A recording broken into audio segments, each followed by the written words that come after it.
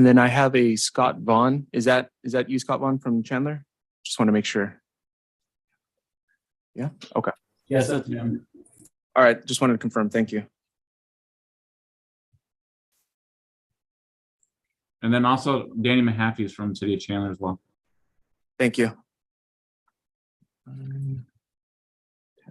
All right. We now have quorum, so we can go ahead and get started.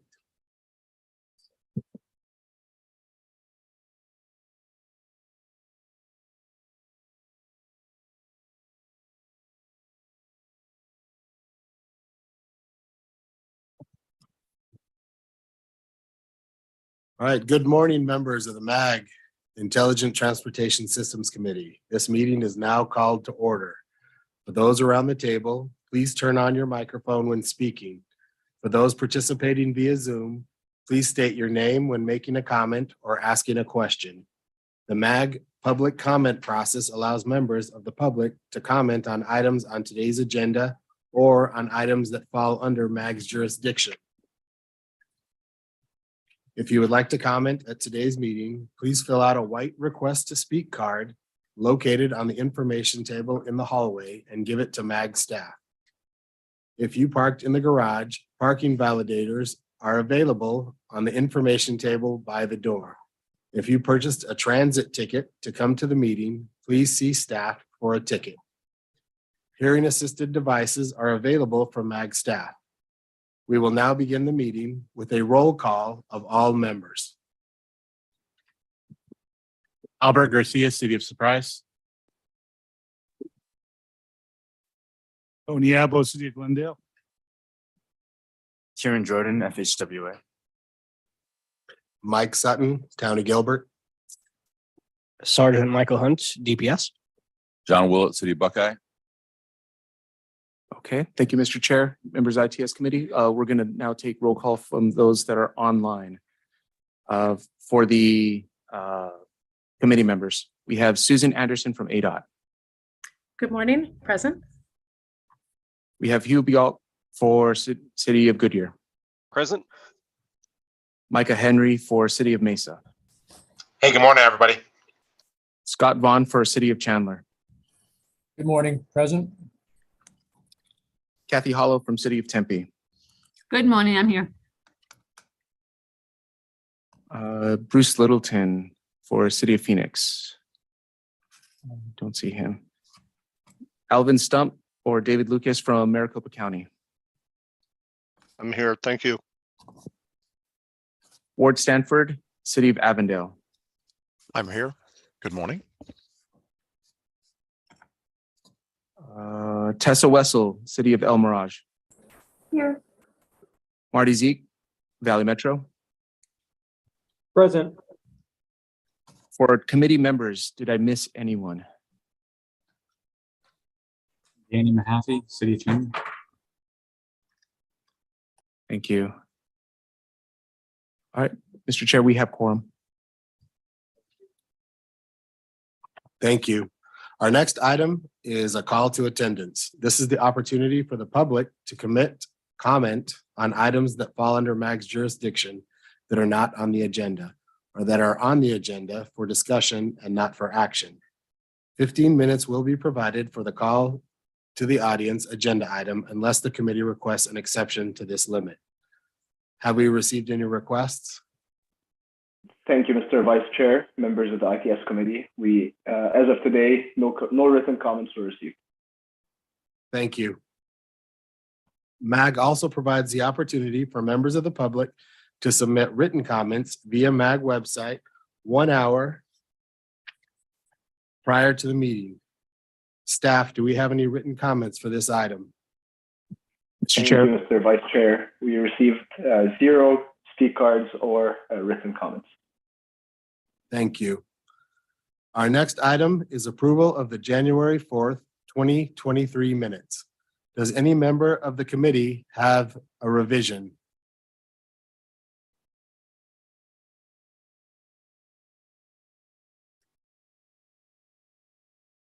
I'll give you a minute just to review that, just in case. After which, when you're done, if anyone would like to motion to approve them, feel free.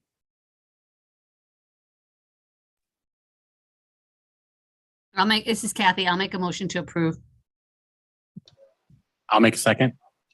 Okay. Thank you, Kathy. Thank you, Albert. We have a motion from Kathy and a second from Albert. For those present in the room only, can I have a voice vote? Those in favor, say aye. Those opposed, say nay. Aye. Aye. Aye. All right. We have all ayes here with Tony abstaining because he missed the last meeting. Staff, can you take a roll call of the members participating virtually? Thank you, Mr. Vice Chair. Previously called you Mr. Chair, but it's Mr. Vice Chair. When I call your name, please indicate how you vote. I will be calling the names that are online. Susan Anderson with ADOT. I approve. Hugh Vigalt, Goodyear. Aye. Micah Henry, City of Mesa. I approve. Scott Vaughn, City of Chandler. I approve. Kathy Hollow called first. Hong Ho, City of Scottsdale. Aye. David Lucas, Maricopa County. Aye. Fort Stanford, City of Avondale. Aye. Tessa Wessel, City of El Mirage. Aye. Marty Zeke, Valley Metro. Aye. For those online, did I miss anyone? All right, Mr. Chair, Vice Chair, the motion passes. Thank you, Eric. Our next item is a report from the MAG-TISMO Program Manager, Jeff Jenk. This item is for information and discussion. Thank you, Mr. Vice Chair, members of ITS Committee. The first item on my report, as usual, is the federal updates. I would like to introduce Mr. Kieran Jordan from the Arizona Division of FHWA. Thank you, Jeff. I just had two updates. One is a reminder that there is 1.5 available by the Biden-Harris administration through RAISE grants for critical freight and passenger transportation infrastructure projects. I say this reminder with keeping in mind that these grants are due by the end of February. And then my second update was that USDOT has announced and confirmed Shailene Bat as FHWA's administrator. And that's all I have. Great, thanks for the update. Well, I just want to add to that. Shailene Bat is the former ITS America CEO who happened to keynote for our ITS Arizona event a couple of years back. So it's good to see him elevated. So next item, please. So this is just a quick update. We've been showing the same slide for the last few months, and these are the remainder of the 2023 TSOP projects that ITS committee has approved, and it's been escalating through the chain of command for approval. The last approval we finally got was the January 23rd, the regional council. It's now all set to go, and we're in the midst of contacting the consultant to execute those projects. Next slide, please. So this is a follow-up to the message that we sent to the members of ITS committee that the current chair and vice chair of the committee's terms would expire on June 30th of this year. And as a protocol, vice chair will ascend to the chair position. So we're now soliciting your interest for being the new vice chair. And the letter of interest is due on May 1st. And I can't resist to mention that one of the benefits include the covered parking, free parking here at MAC. Next slide, please.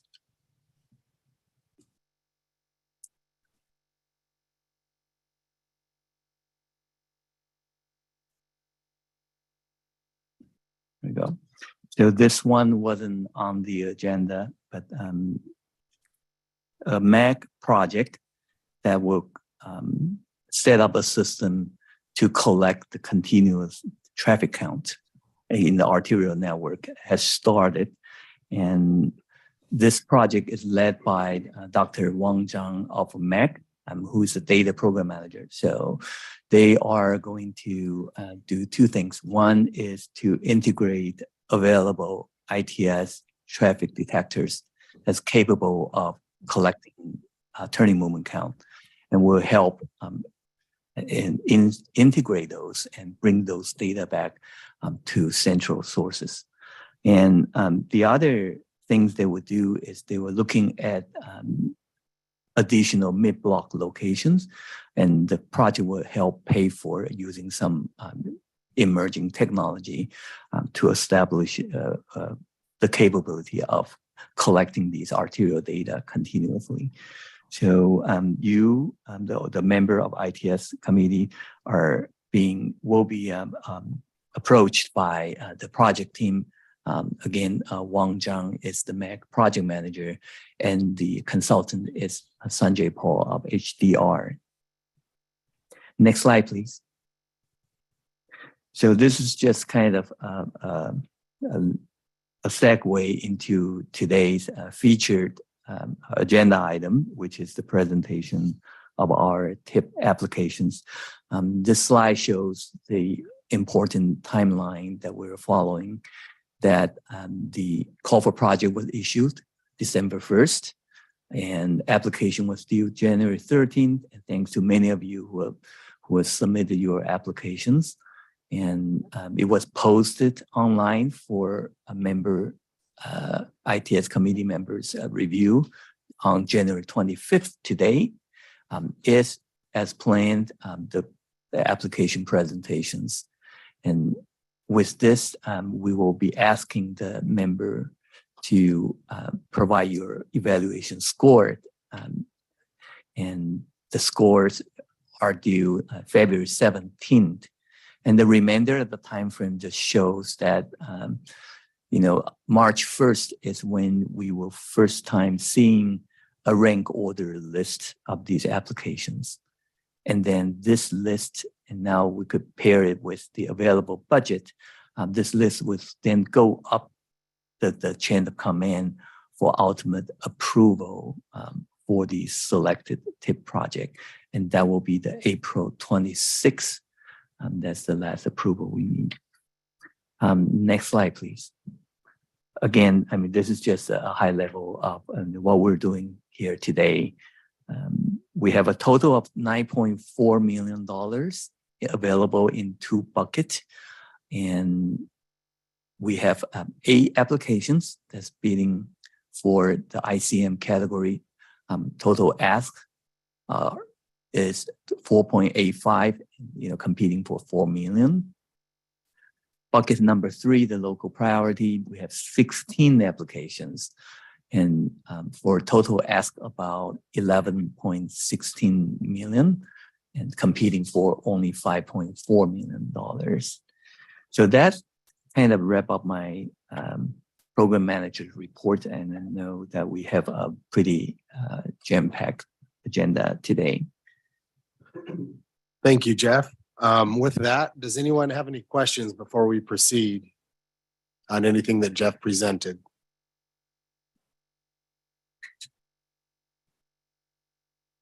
If anyone does have any questions, feel free to contact Jeff after the meeting, and he'll be happy to get with you to try to answer any questions you may have. Now we'll be moving on to item 5, which is the SM&O Regional Fiber Upgrade Task Force.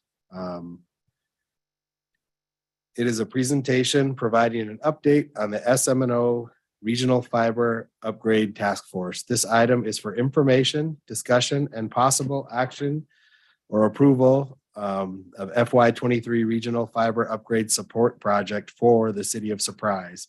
And with that, I'd like to invite Ryan Gish with MAG to present on this item. Thank you, Mr. Vice Chair, members of the ITS committee. I'll try to keep this as brief as possible. Next slide, please. Just a quick update. We had an advanced purchase of fiber for future projects. We put this forward last year around March, and the fiber had arrived around November of last year. So we're really looking forward to putting that in the ground sometime soon. I would like to thank ADOT for their help in storing the fiber, because obviously we can't store it here at MAG, so, or we could roll it down the parking lot, but anyway, next slide, please. So we had met last week with the task force to discuss potential projects and anything for this fiscal year and also for the future. We had a couple of things come out, but out of this meeting, one of the, probably the most, I guess the most one that we can move forward with is this upgrade out at Surprise.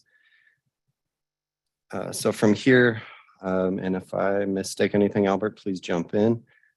Along the 303, Surprise has some fiber out to about, starting at Bell, moving up to about halfway up to 60 and Grand. And they're looking at, Rich now is currently on wireless, and they're looking at switching this over, upgrading this wireless connection over to direct fiber. So we have the fiber that we would like to use for this, and we'd like to bring in a contractor for this type of work. And we can jump to the next slide. It might describe a little bit more too.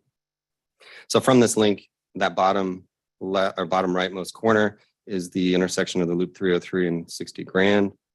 And they'd like to bring that wireless connection up, or wireless hop up there until they get more reliable connection over fiber.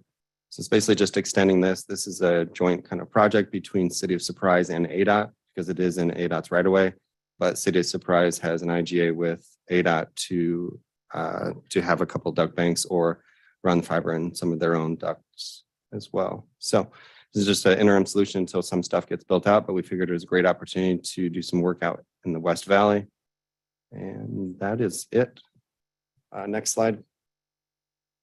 And from that, I think we're looking for an action item, if you guys would approve.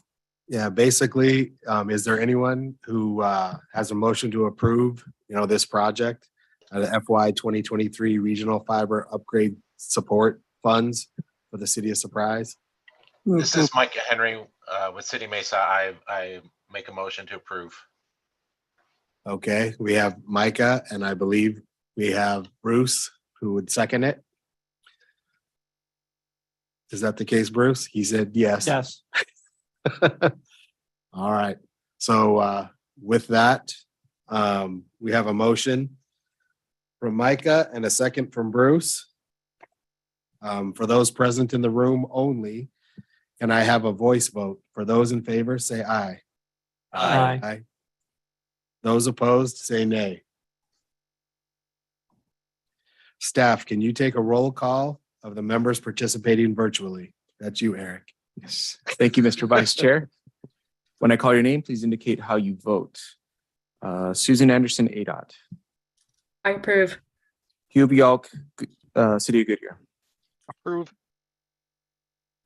Scott Vaughn, City of Chandler. Aye. Kathy Hollow, City of Tempe. Aye. Oh, City of Scottsdale. Aye. David Lucas, Maricopa County. Aye. Marshall Regal, Town of Queen Creek. Aye. Ward Stanford, City of Avondale. Aye. Tessa Wessel, City of El Mirage. Aye. And Marty Zeke, Valley Metro. Aye. Is there anyone that I have missed online? All right, thank you, Mr. Vice Chair. The motion passes. Okay, with that motion and the second and all the members polled, as stated by Eric, it does pass. We'll proceed to item 6 on the agenda. Item 6 is in regard to the call for competitive projects that was issued on December 1st of 2022 to program new projects for FY 2025. The new programmed projects will be added to the current FY 2022-2025 MAG tip. This item is for information and discussion. Before we begin the presentations, I'd like to invite Jeff Jank to provide an overview of this item. Great, thanks, Mr. Vice Chair. and member of ITS committee. This is an exciting time that we have a lot of enthusiasm for this TIF Culver project. We have a total of 24 projects.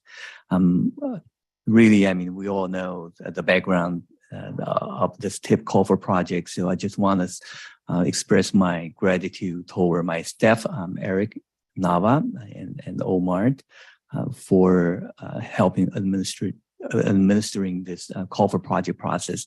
There are a lot of work involved, and I know that there are a lot of communication, even for the application that you submitted. And so today is the important step for the TIF Culver project. And so without further ado, I would like to turn it over to Eric. Thank you, Mr. Vice Chair and Jeff, members of the ITS committee meeting. So this, as Jeff lined up the agenda item, this is the calendar in which we're following for the entire TIP approval process, and as highlighted, we're in the evaluation process. As of today, we're reviewing the applications by February 17th, and I'll go over that. The evaluation form that has been submitted to all the committee members should be submitted by the 17th. So this next slide shows the 24 applications, the locations of all the requested infrastructure or equipment amongst the 24 received applications. As previously mentioned, there are 8 projects for the ICM bucket and 16 for the local priority corridor bucket number 3. In this map, we see the locations of all devices and or infrastructure for ICM or bucket 1 of all the projects throughout the region. And within the next slide for bucket 3 are the locations of all the infrastructure and equipment being requested for federal funds for the local bucket number 3.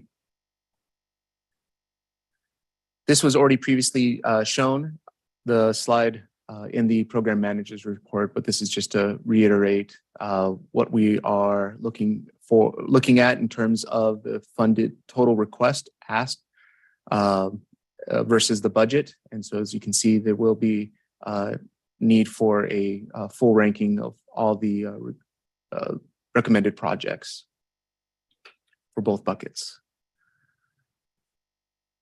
Here's the image of the schedule for today. And actually we're doing pretty good on time. So we will go through the ICM bucket of projects first. We'll take a quick 10-minute break, and then we'll proceed with the bucket 3 projects and with a small break in between for those as well. This is intended to go till about 12:30, 12:40. With the remaining agenda items, we're estimating about 1 p.m. So please have your snacks ready to go and coffee.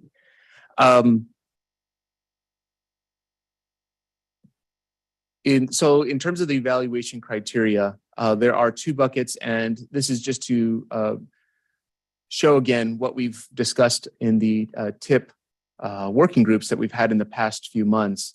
But this is just to remind everybody the 5 pieces of evaluation criteria that we do have in the overall evaluation process.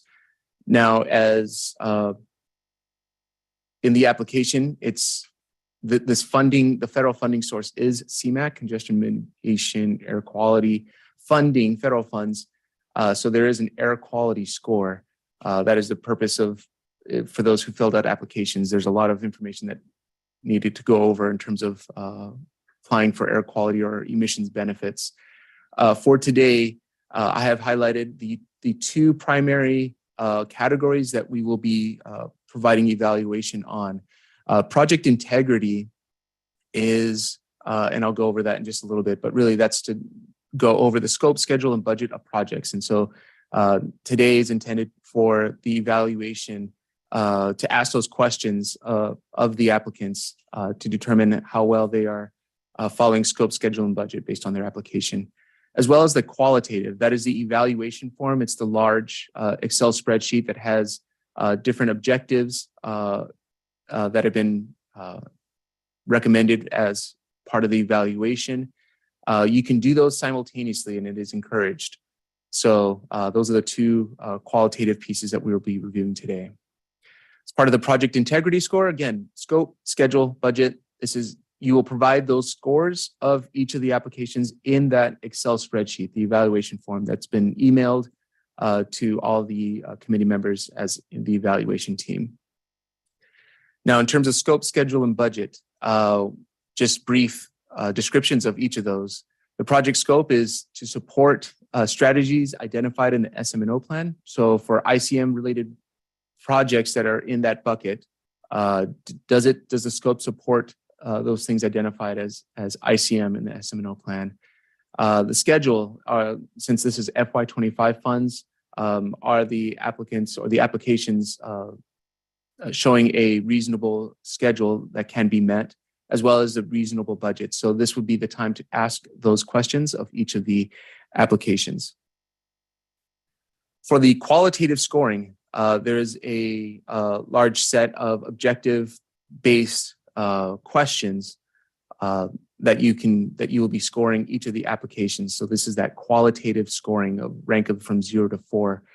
In this next slide, on the qualitative scoring objectives, in that evaluation form spreadsheet, there is another worksheet that has this exact same table, and this describes what each of the objectives are and a description of each of them, the purpose of each of those, and how each of the ranking numbers would be applied to each of the projects from 0 to 4, or each of the objectives from 0 to 4.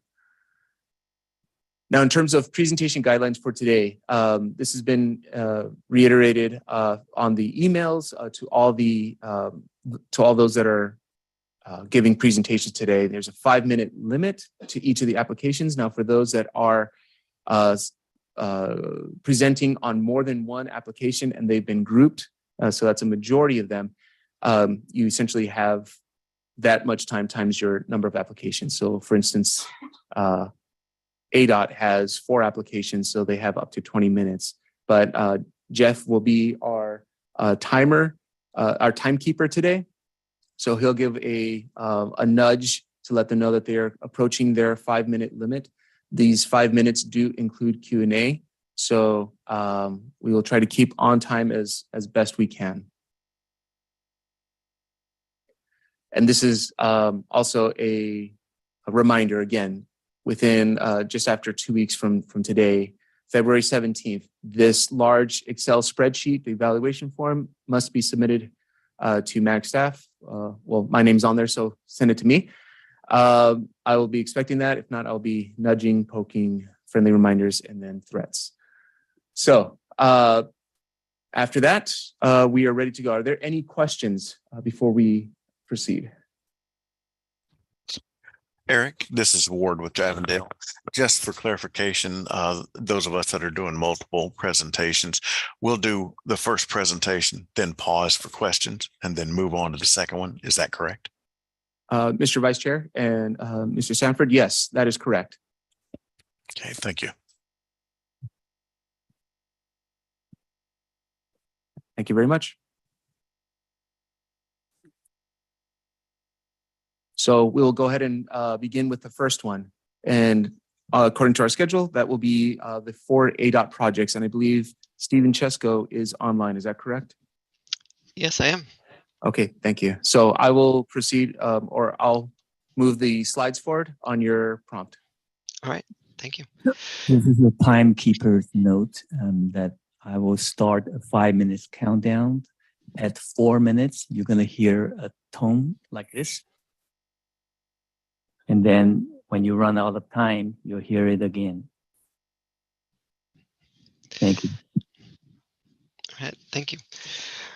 Good morning, Mr. Vice Chair and members of the committee. My name is Stephen Chesko, and I am part of the Systems Technology Group in ADOT's TISMO division. I'm going to talk to you about some of our SMO project proposals. The first two I've actually lumped together in the interest of time. They both deal with wrong-way driver detection. One of them is going to be along the US 60 and the other one along State Route 51. Next slide, please.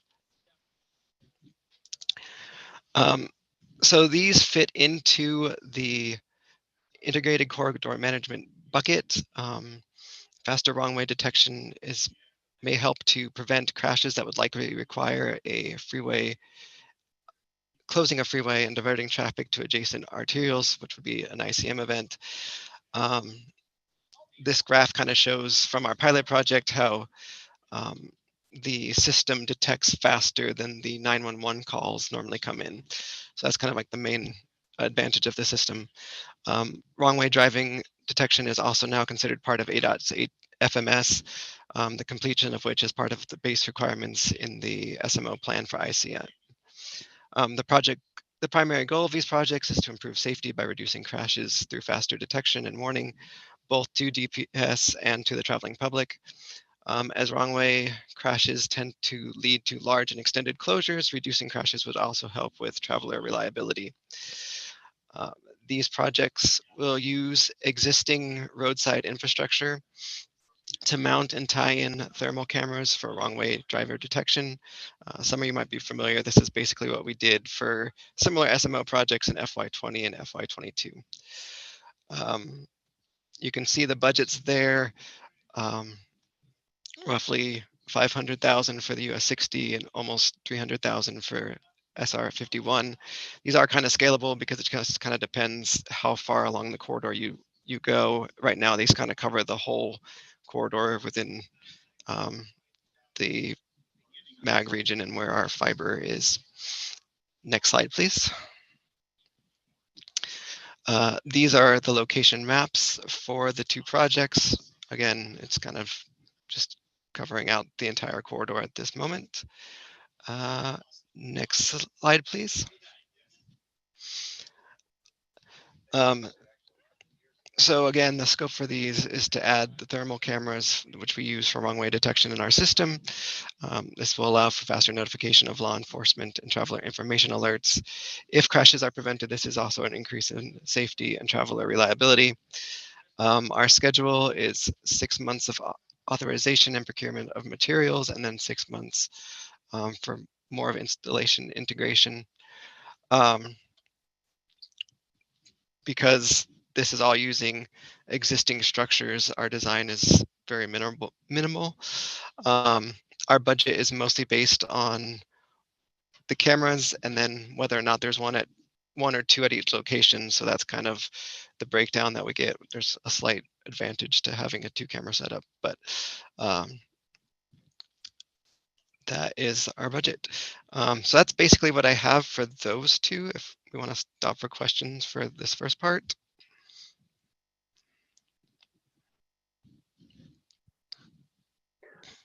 Are there any questions for Stephen? This is Mike with City Mesa. The project budget difference between the two, is that just because the US 60 stretch is longer? Yes. Okay.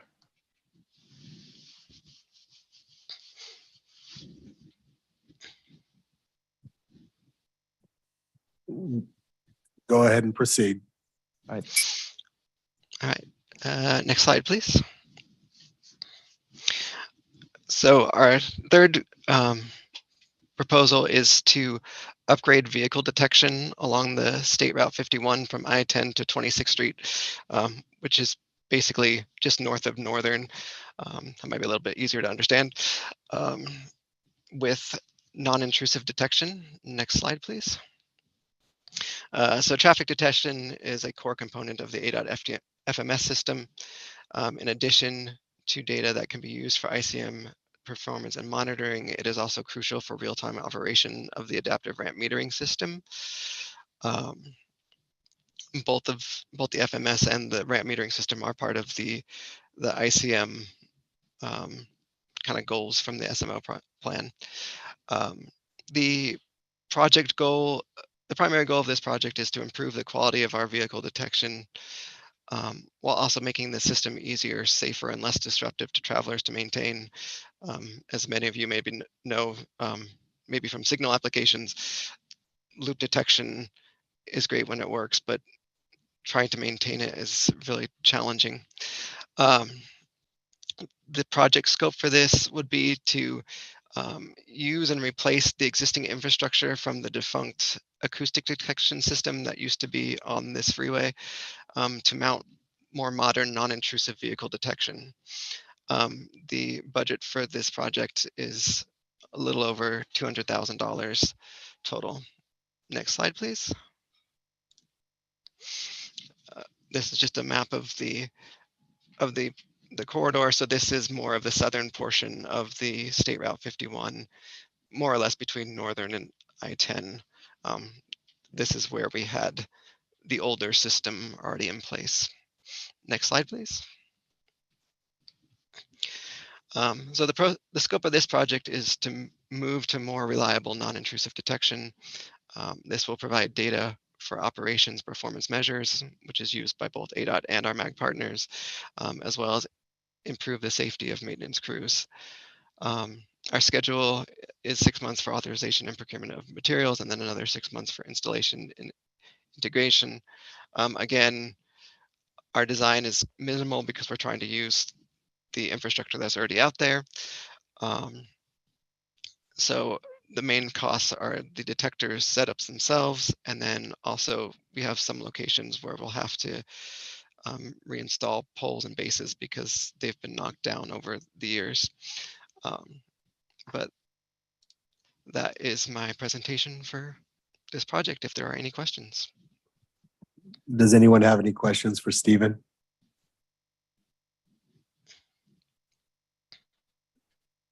Okay.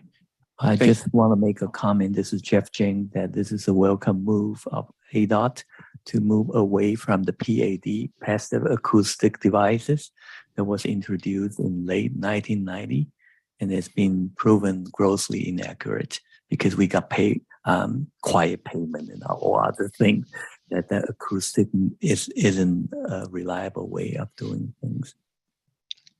I do want to just clarify. Thank you, Jeff.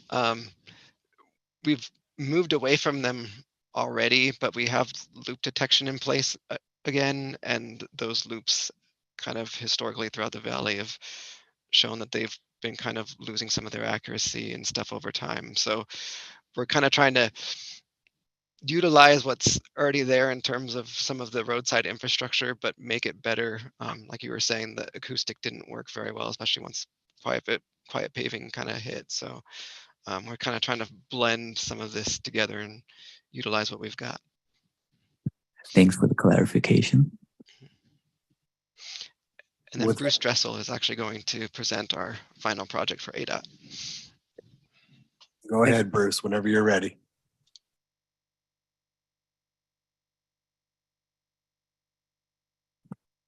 Bruce Dressel, are you online? If you are, we cannot hear you.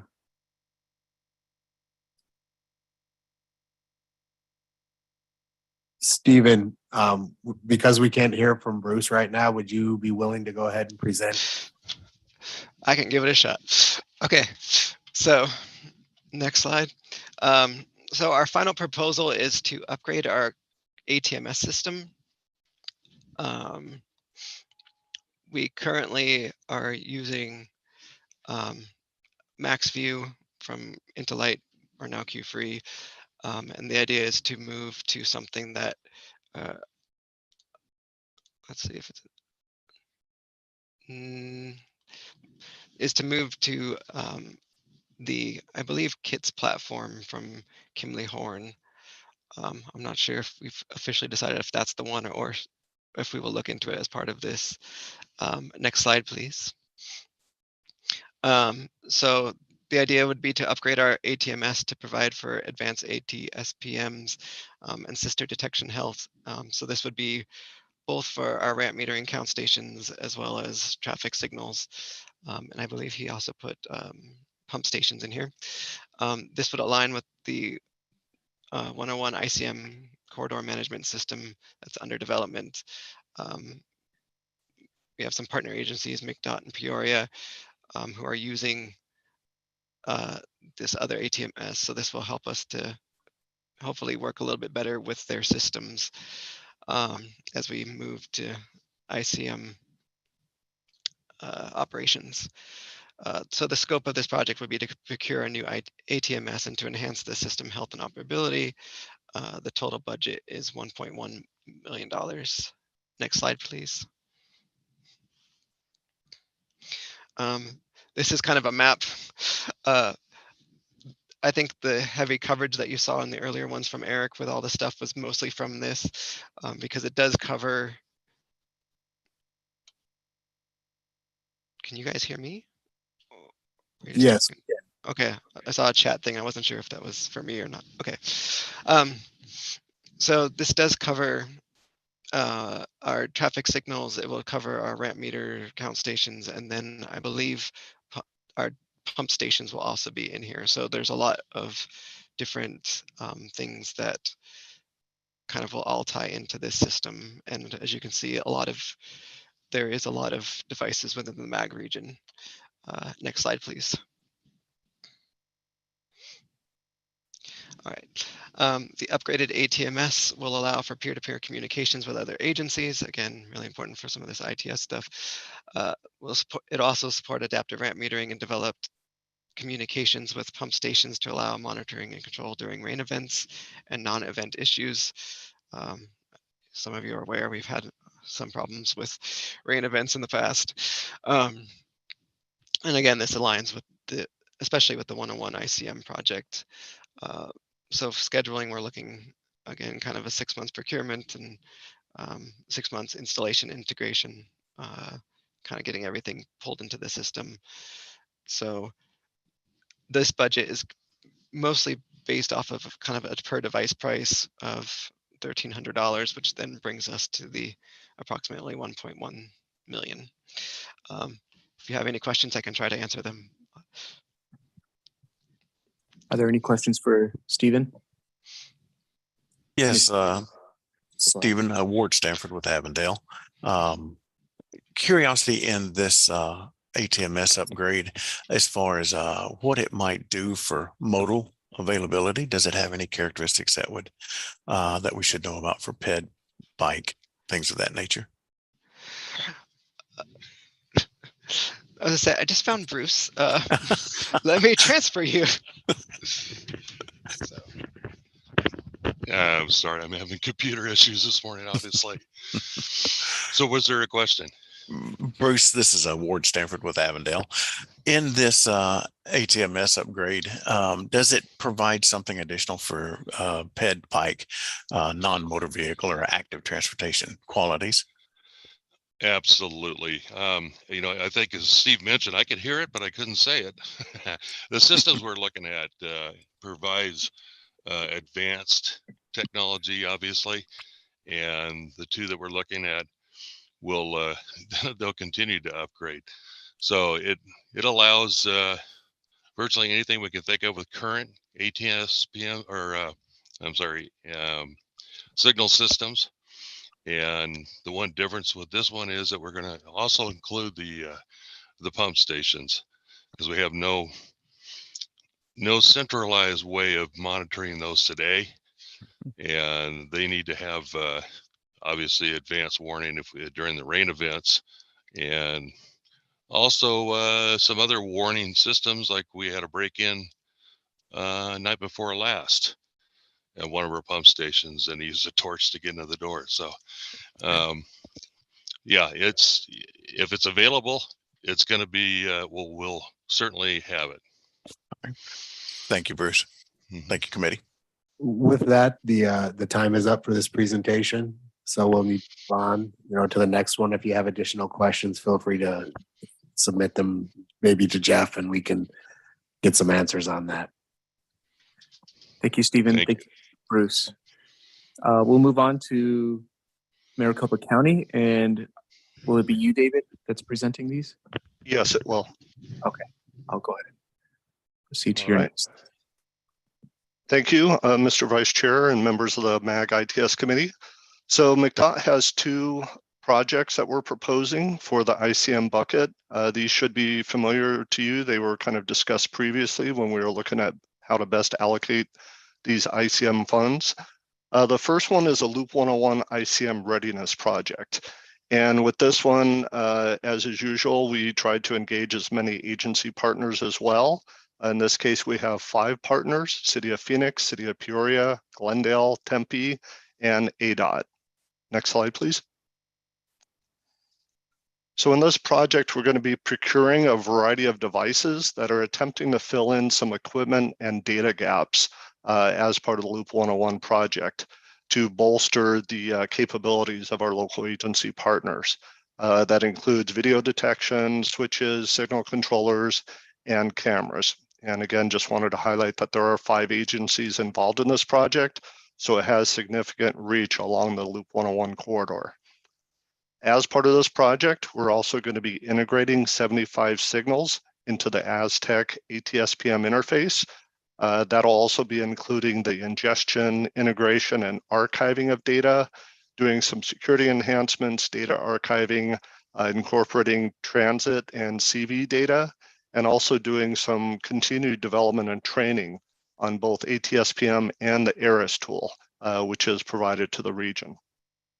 Next. The project map shows the extent of the equipment that's being installed and the local agency partners.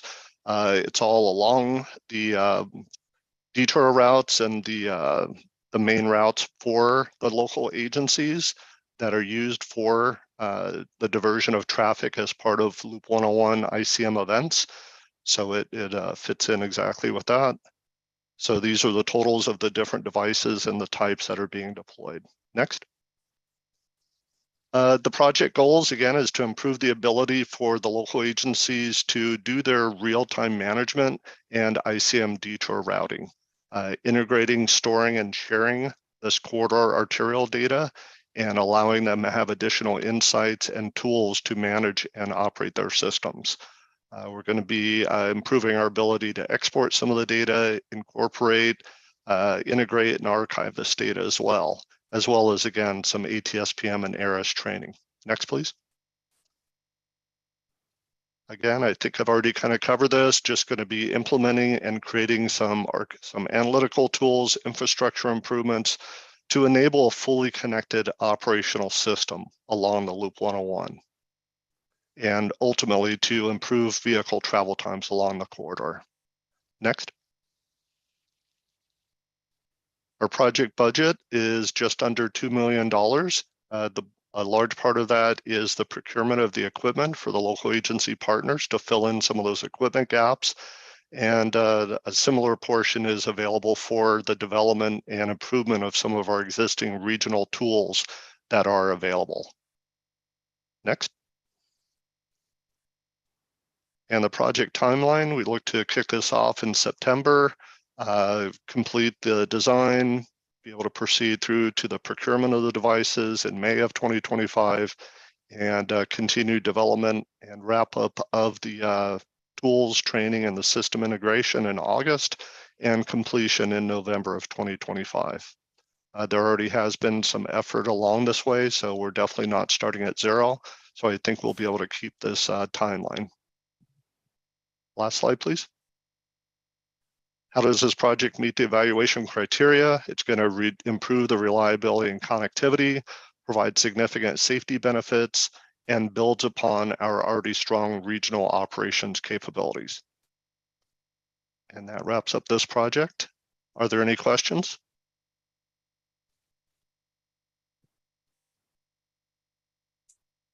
If there are no questions, we'll go ahead and move on to the next application. Can I ask one question? It's Simon from ASU. Yes. Dave, can you say a little bit more? With maybe you might also have other projects from this one-on-one mobility study. So this is all asking for the support from MAG, right? And you also have the federal highway match, if possible. I'm just trying to understand the federal highway application a little bit better. Right. We do have These are specific gaps that were addressed as part of the Loop 101 mobility project that originally highlighted some of the gaps in both equipment and data that were missing. So this is separate from the Loop 101 project. This is bolstering some of the capabilities of the local agencies so that they're better able to utilize the results of the Loop 101 mobility project. So they're complementary, but there is no duplication. Thank you. Thank you for the clarification. Thank you. Thank you very much. So we'll move on to the next application. Thank you, Eric. So for this project, we're focused on, again, the real-time operations of the arterials in relation to integrated corridor management. There are no direct partners in this project, but this project does have a significant regional component. It's definitely not specific just to McDOT or our signals. Next slide.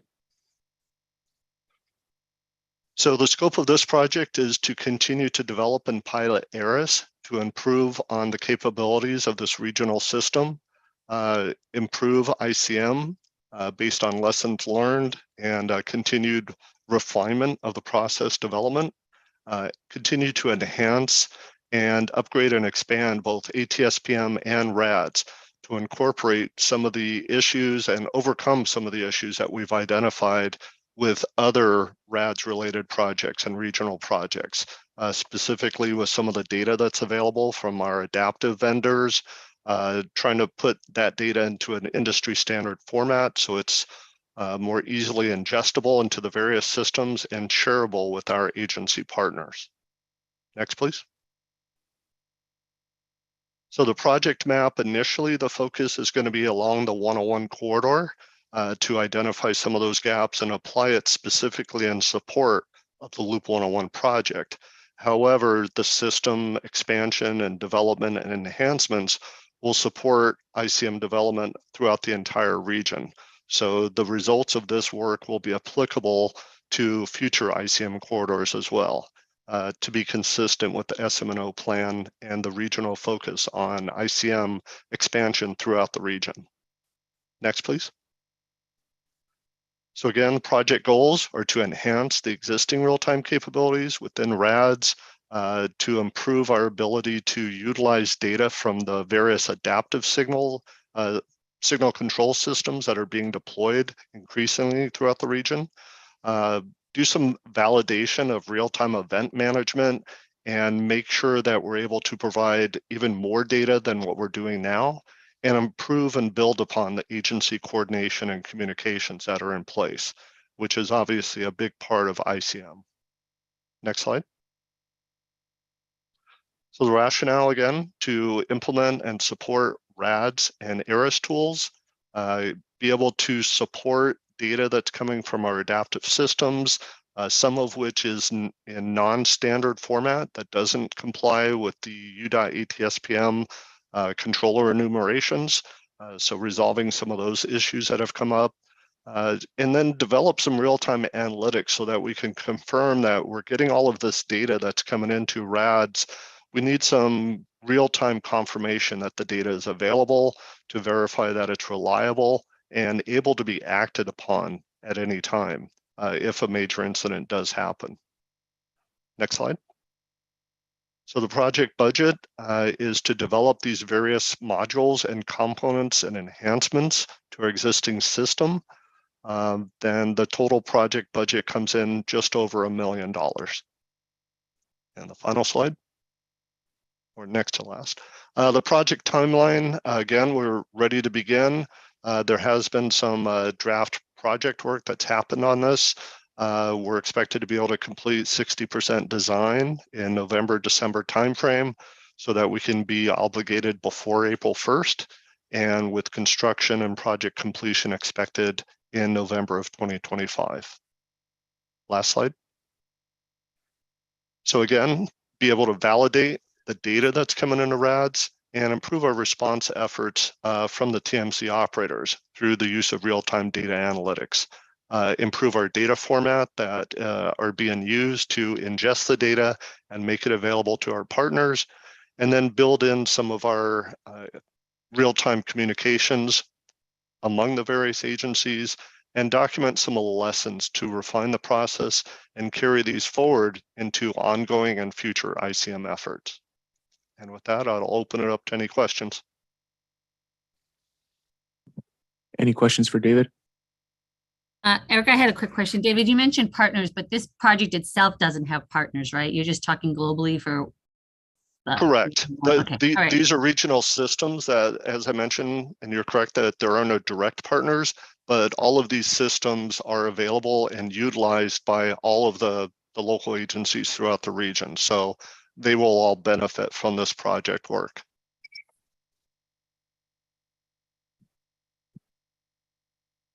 All right, if there are no more questions, we'll move on to the next one. Thank you, David. Thank you. The next application will be from City of Phoenix, and we have Bruce Littleton presenting on that.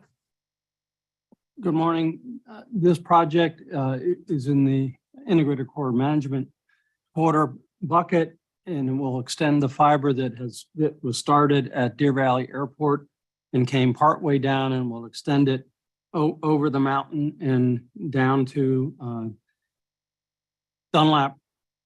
And it will also provide a direct connection to the top of the mountain where all the communications for the police exist. Next slide.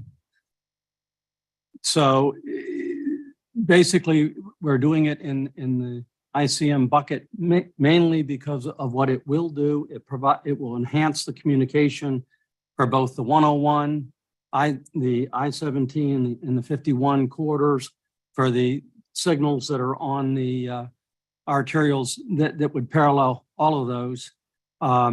It puts in 5 miles of fiber.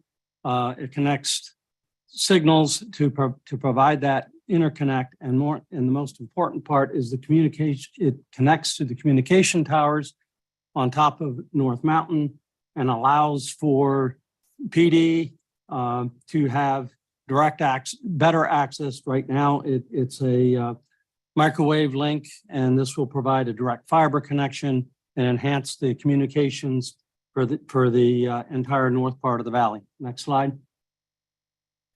So the project goals are to essentially increase the real-time management along the 7th Street corridor, but by default, because it will provide better communication, it will enhance what we can do along I-17, the 101, and the 51.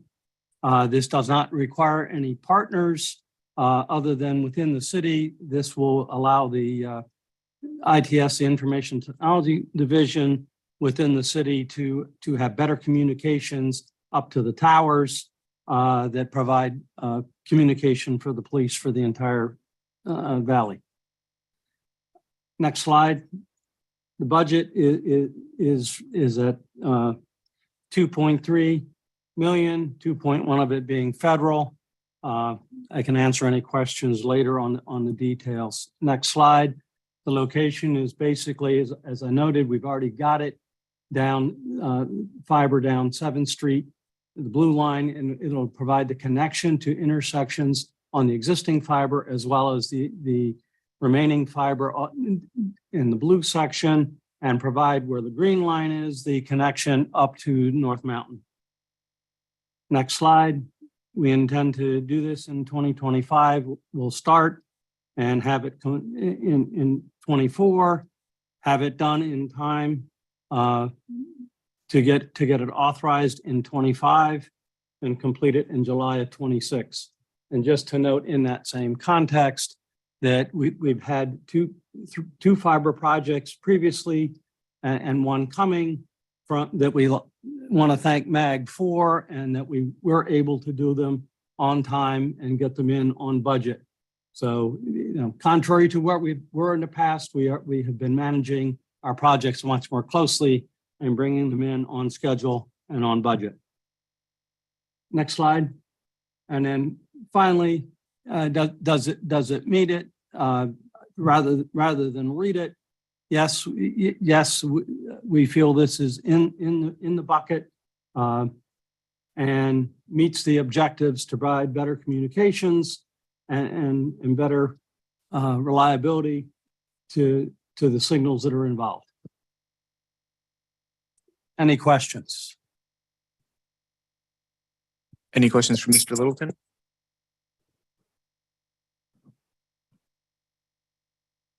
Okay, well, thank you very much.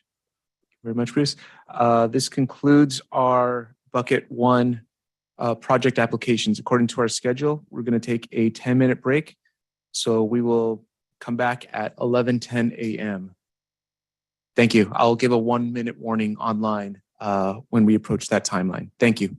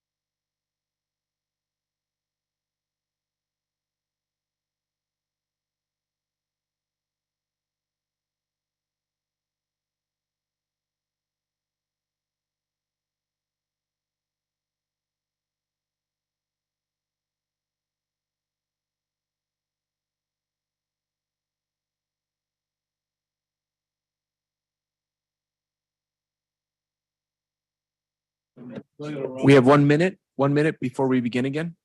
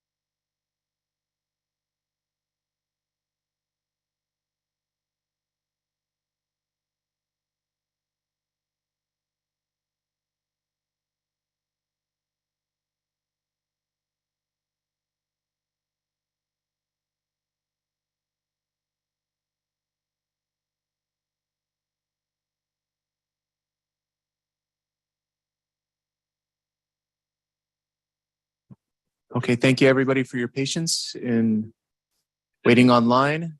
We are preparing in the room for the next bucket of local priority projects.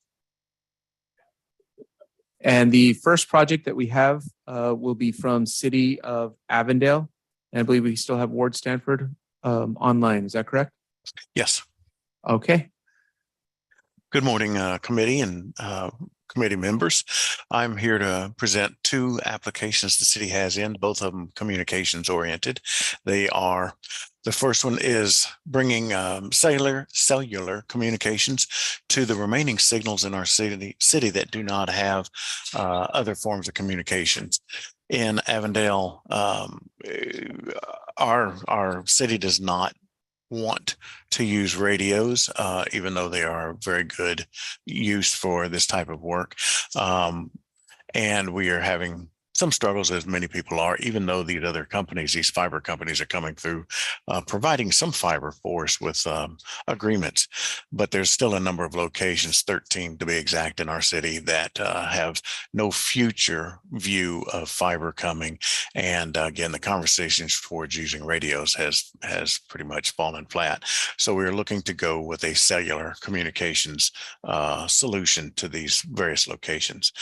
This is a bucket 3 project, which we believe is appropriate for the local aspect, and the bucket 3 has the aspects of implementing traffic control and management systems, enhanced signal operations and equipment to support that, all in the effort of the SM&O business case of operating systems to increase safety and mobility and support continued regional growth. I think, the basics of being able to participate in any of that from a local agency is communications to their signals. And hopefully this project, if approved, will allow us to complete that ability. Next slide, please. The project description, again, as I had gone through, is to bring communications to the signals that we do not have. We have 2 that would be considered coordinatable. That'd be the 6 or 7 intersections on Indian School, 6 of which that do not have communications, and then 3 on MC 85. The project goal ultimately is to improve the operations at all the signals, whether it's on a coordinated corridor or a corridor that can be coordinated, or standalone intersections. The standalones get very little attention. The knowledge on a day-to-day basis of how they're functioning for the traffic is very little. Bringing communications and cameras to these locations would certainly allow us to finally bring them into the modern era, be able to monitor them much better, improve their ability of handling the traffic that's around them, let alone the ability for any of the intersections to be dealing with events or unexpected activities that are going on. The project scope is to bring those cellular communications to 13 signalized intersections and CCTV to 12 of those locations. Total budget is just under 430,000 with a federal share of about 350,000. Next slide, please. Again, this is the map of the locations that are shown and a written list of those locations. Numerically, it may not add up as you're thinking, but a couple of these locations here on 107th are only getting CCTV. They're not getting communication because fiber is already there. We're just waiting on switches to connect them. Next slide, please. The integrity criteria, the scope of the project ultimately adds management and monitoring ability. It improves the ability to increase safety and mobility now that we can see them, time them, monitor them. It does help with supporting regional growth, reducing emissions, and improving commute consistency. To me, that's a characteristic that's significant, is bringing some consistency to the commute so people can plan their drives better. The aspect of the communications to all of our signals, especially a lot of this is to our fringe signals, which is adjacent to other communities. So in that regard, we believe it's an asset for regional characteristics. Looking at each of the various objectives, we believe it hits all of the objectives except for maybe objective 4, which is a modal availability. In itself, it's not changing modal aspects of it, but the aspects of monitoring stuff will future allow us to do so. But since it's kind of a future and non-immediate tangible item, I did not include it as hitting those objectives. But certainly communications helps efficiency, adds reliability, connectivity, definitely. The cost effectiveness, we believe it meets. Looking at trying to get fiber to these locations certainly is not as cost effective as a cellular communication system would be. So in that measure, we believe it also improves cost effectiveness and certainly getting communications to all of those locations where we can monitor events now and improve traffic characteristics and use of the locations will provide safety benefits. The schedule, can it be met? Yes. Installing the cellular components is a cabinet level event. And it's up pretty quick there because you are out of time. Go oh, ahead. okay. Yes, it will. It's easy to meet. 13 locations, a couple of days installation at each location. Budget, again, under $500,000 to get communication at 13 locations. That's it for us on that one. Any short questions for Ward? Yes. Hey, Ward, go ahead. I've got just a quick question. So does this budget cover just the purchase of the cellular equipment, and is the city programmed ongoing budget for the subscription costs? Yes, this covers construction or installation and equipment cost. The installation is a contractor to pull wire and existing conduits to the cameras. Outside of that, the city itself will do all the cellular installation. Our IT staff is going to do all the cellular installation. What was the second part of your question? Has the city accounted for the budget required for the ongoing cellular subscription costs? This actual budget does include a 5-year maintenance agreement with the cellular systems. So yes, for the next 5 years, it's included. And then after that, yes, our IT department takes over that as part of their budget. Okay. Micah, did you still have a question for? Albert stole my thunder. I had the exact same question. Thanks. All right, we'll go ahead and move on to the next application. And okay. Our second application is somewhat of a overlap of the first one. And I should add that the cellular communications, if anybody's wondering, is the more desired project the city's submitting.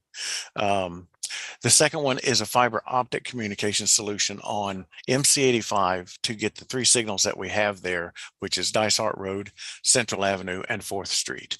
It's a local priority, again, for a lot of the same reasons before. We're bringing communications and the qualities that communications brings with coordination, air quality, improved safety benefits. Next slide, please. The description again is bringing fiber optics to a stretch of MC85 to 3 signals that we operate there. Again, at Dysart, Central Avenue, and at 4th Street. There are no other partner agencies other than agreements with McDOT. Project goal is again to reduce emissions and improve safety operations or traffic operations in those areas. Improving operational efficiency, reducing motorist frustration, and improving traffic flow. We do believe it hits all of the objectives as stated before, except for number 4, which is the modal availability. It does not directly have any components to address that. The project scope is design and install of the conduit, vaults, and fiber on MC85, connecting the signals, and it's a product acquisition as well as construction is included in this budget. Total budget is just under $380,000 with a federal share of $290,000. Next slide, please. This again shows the stretch. It's about 2/3 of a mile stretch of MC85. Next slide, please. And as far as the project integrity goes, the scope again is adding management and monitoring ability, improving the ability to increase safety and better mobility, which does provide increased safety. Does it support regional growth? Yes, we think so, since it will help with ICM characteristics, with detours, helps with moving the truck traffic on MC85. It'll reduce emissions, improve commuting consistency. Again, hits all of the objectives except for number 4 directly. Schedule, can it be met? Yeah, we have 6 months to go through the administration process and get it to bid, and then 6 months after that to installation, which is easily met on a stretch of that distance. The project budget, again, we feel it's about 5/8 of a mile of fiber and duct work installed for less than $400,000, which is about 1/3 of the price that we were looking to do Indian School on, which was about 1.5 miles. So we think this is cost effective. And with that, I will take questions. Any questions for? Great. Thank you very much, Ward. Thank you, committee members. So we'll move on to City of Buckeye, and we have Mr. John Willett in the room to present his projects. Good morning, everybody. I have 4 projects. I'll try to go through them fairly quickly. It might be a little longer on the first one, just to give a little background. This is the fiber optic project on Watson Road from I-10 to Southern. If it looks familiar, it's one we submitted last time for the CALL project. It was below the line. Next slide. It is bucket 3, no partner agencies at all.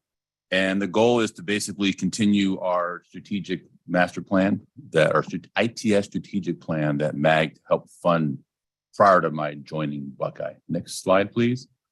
Project description, basically it's install missing conduit and splice boxes on Watson Road between I-10 and Southern Avenue. We do require developers to put in conduit along their frontage when they do come in. We do have a couple of county islands where the conduit has never been or never will be installed.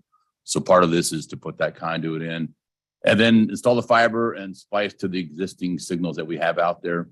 Total cost about $1.2 million, with the federal share just about $982,000. Next slide, please. This is the map. Obviously, north is to the right. The red line is ADOT's I-10. The big oval is their signals that connect to those. The purple signals are existing ones. The red ones were recently installed, and are to be upgraded and installed. And so that's the project limits. Next slide. Can you go back a picture? Sorry, the thing on there.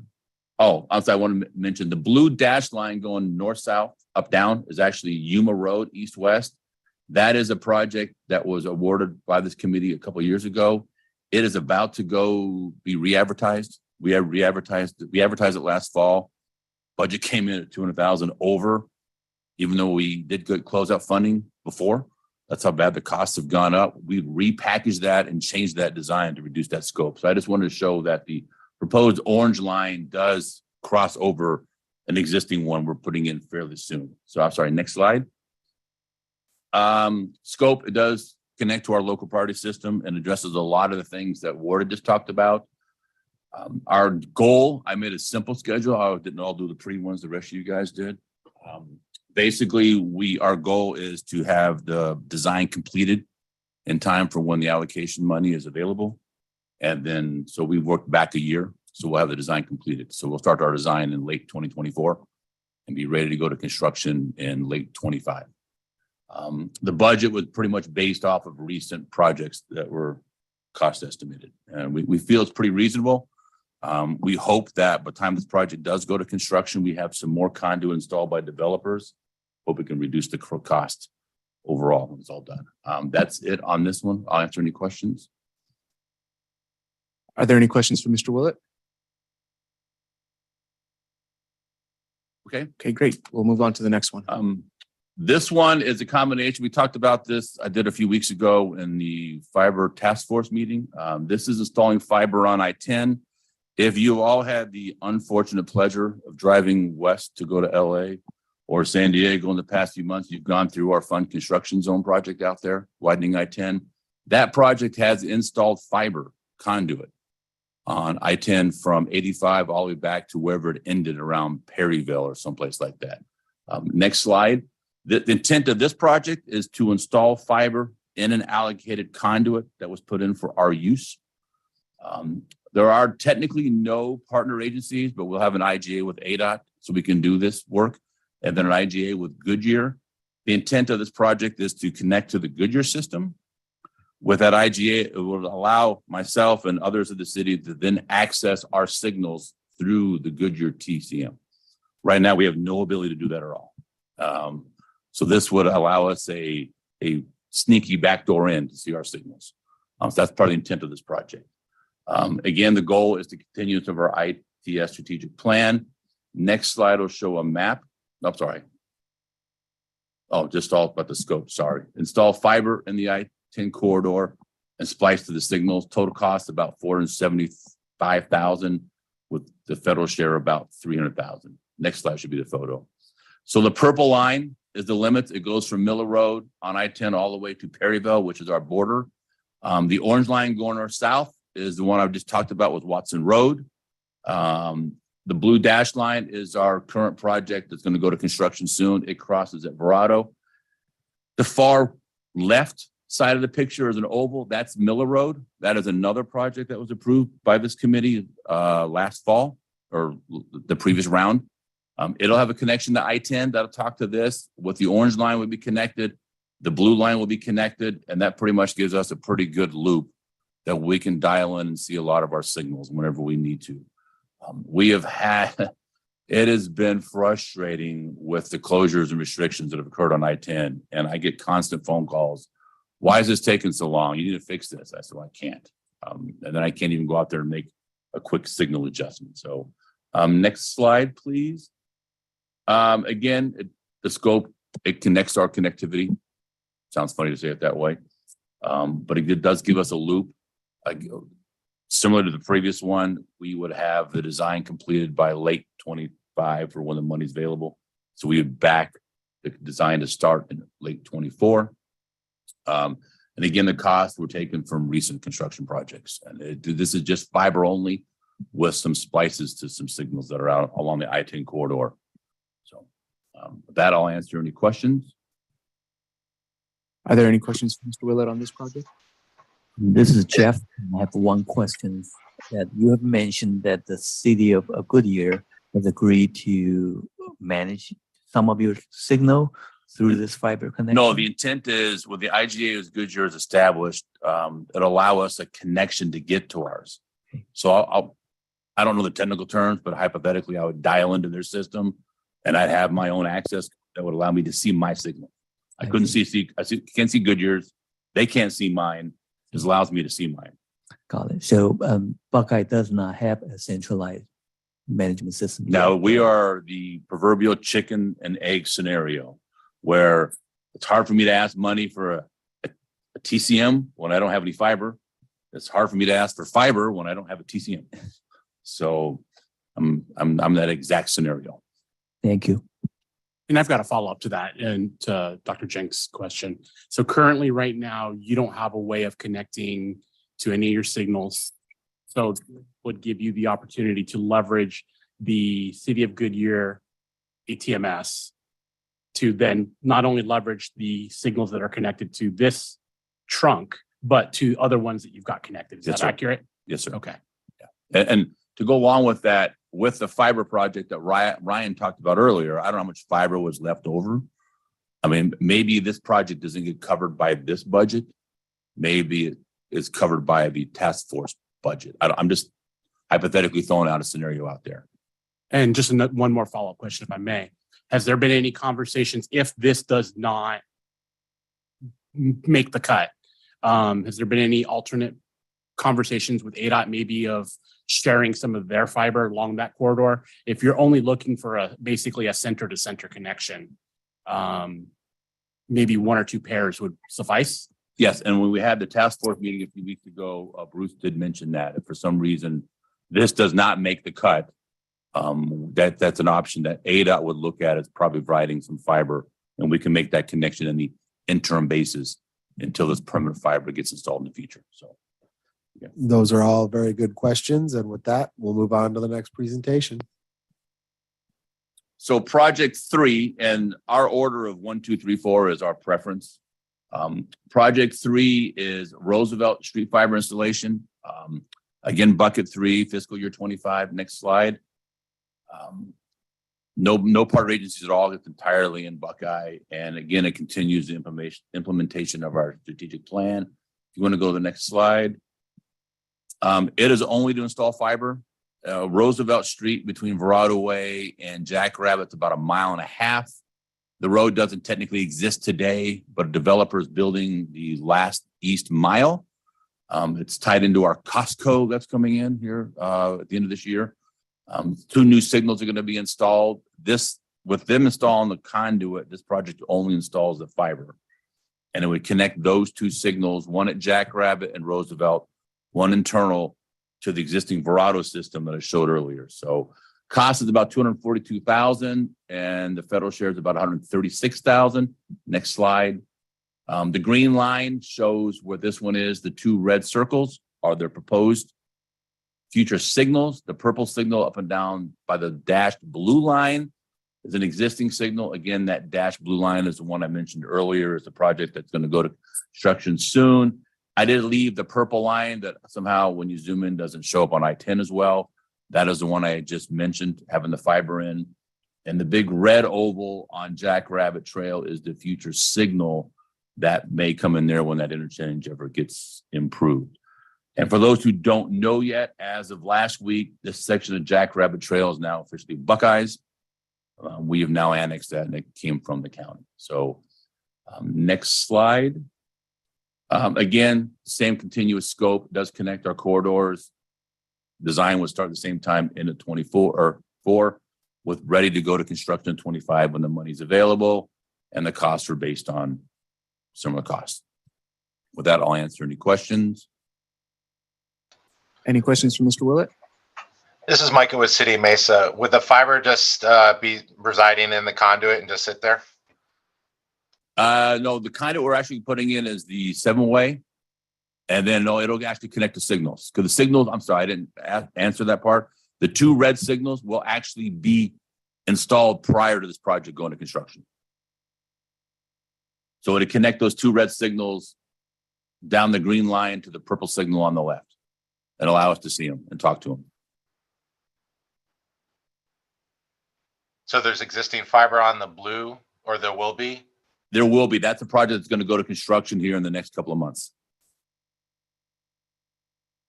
And then to answer your question, I believe if they get that other project with ADOT to tie over to Goodyear, then they'll be able to see those. They'll be able to see them physically from not having to go out there or tap in or using a drop-in wireless system.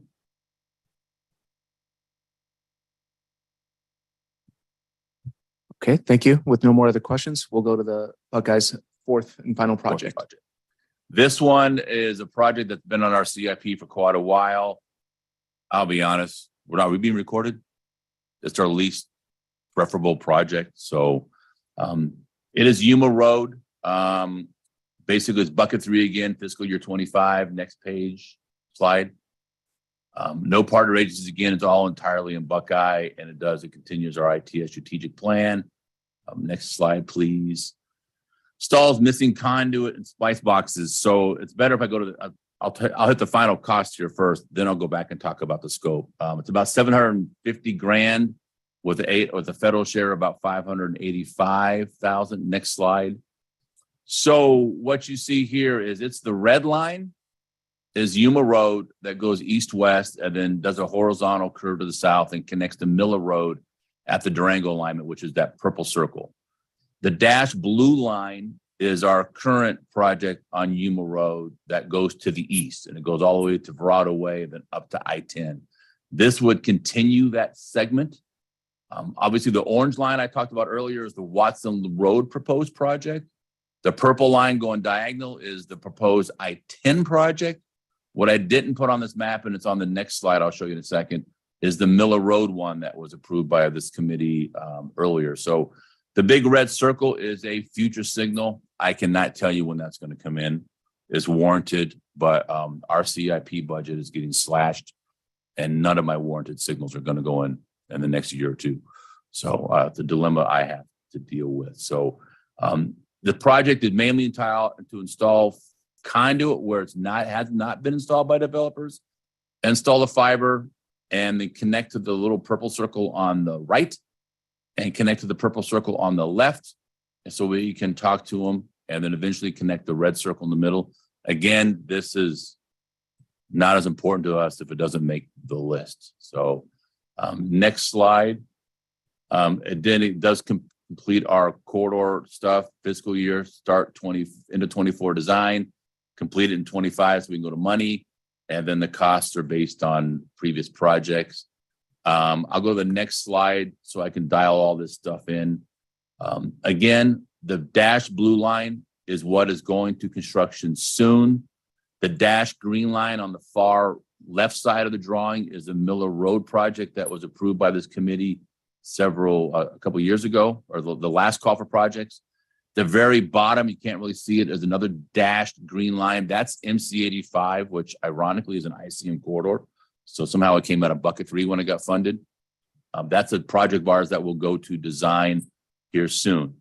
Orange line is the Watson one. The green line on the upper left is the Roosevelt one, and the purple diagonal one was the I-10. Just I wanted to show this to kind of give you all a picture of how all of our stuff would then be tied together when all these things are completed.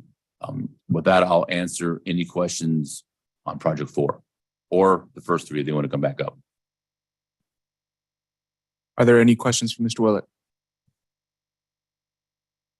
Great. All right, Thank you, everybody. much. We will go ahead and move on to the town of Gilbert. And we have Mr. Mike Sutton, Vice Chair, to give that presentation. This one will be fairly short and sweet. Basically, this is projects 1 and 2, how they have them, set up here. They're pretty much, the same thing, but go ahead and go to the first slide there. The project description, it's obviously local priority. That's why we're here. And I'll make it short and sweet. Basically, they have a lot of older preemption detection that's out there. It has degraded to the point where, they may be getting 50 feet to 200 feet before they're even detecting, some of the vehicles. Should it have been replaced, systematically over time? I mean, some of that went in when I used to work there in the 90s, and I noticed some of it was still there and they weren't sure how to address it or what they could do. But then Avondale had submitted a similar project last time, if you guys remember, that was approved. And so I told them this may be an opportunity to go ahead and submit and see if we could, get that approved and get most of that optical equipment, and it is optical, swapped out in the short term. In the long term, we're willing, to play regionally if another, regional solution does come along. But in the meantime, we do need to get this stuff, changed out somehow, and if this doesn't work out, I'm not sure, what they'll do. They may just, move ahead. I don't know, unless some sort of regional, funding comes along. And both of these projects, like I said, are the same, and they're just upgrade the existing equipment. And also we did do a demo at one of our intersections with feedback light, and the fire department really did appreciate, that it is something they think, that they like. And so we went ahead and are moving ahead with this to get everything that we have existing updated. And then, maybe someday we'll take a next step in a different direction. But right now we feel like it's gotten to the point where it needs to be done sooner than later. Next slide, please. Oh, it's okay. And these are the locations for phase one. He mentions, I didn't put this slide together, but 1, 2, 3, 6, and 8. Basically, in those areas are where, if you look at the station number there on the map, those are the signals within each one of those areas that are covered by those signals. There's 129 in the first phase. Go ahead and go to the next map. I think it should just be. And then phase 2 is 4, 5, 7, 9, and 10 and 11. And there's 84 in that one. Hence it's, a little bit cheaper. And that's part of phase 2. Next slide, please. The scope is that we're just going to upgrade, the existing preemption equipment. The schedule, yes, this is procurement only. We will be probably having our JOC contractor install some of this, and whatever doesn't fit within the budget, our guys will be, covering it themselves. But we do feel like we can get it all done with some money we have set aside to get it done sooner than later. And we feel like it'll help out also with the mutual aid between different cities, whatever else, just with being able to pick up the vehicles at a distance that they should have, been getting picked up, for some time now. And that's about it. Are there any questions for Mr. Sutton? Hey, Mike, this is Micah. This is an optical solution, correct? This is an optical solution. It's basically just upgrading the equipment we have.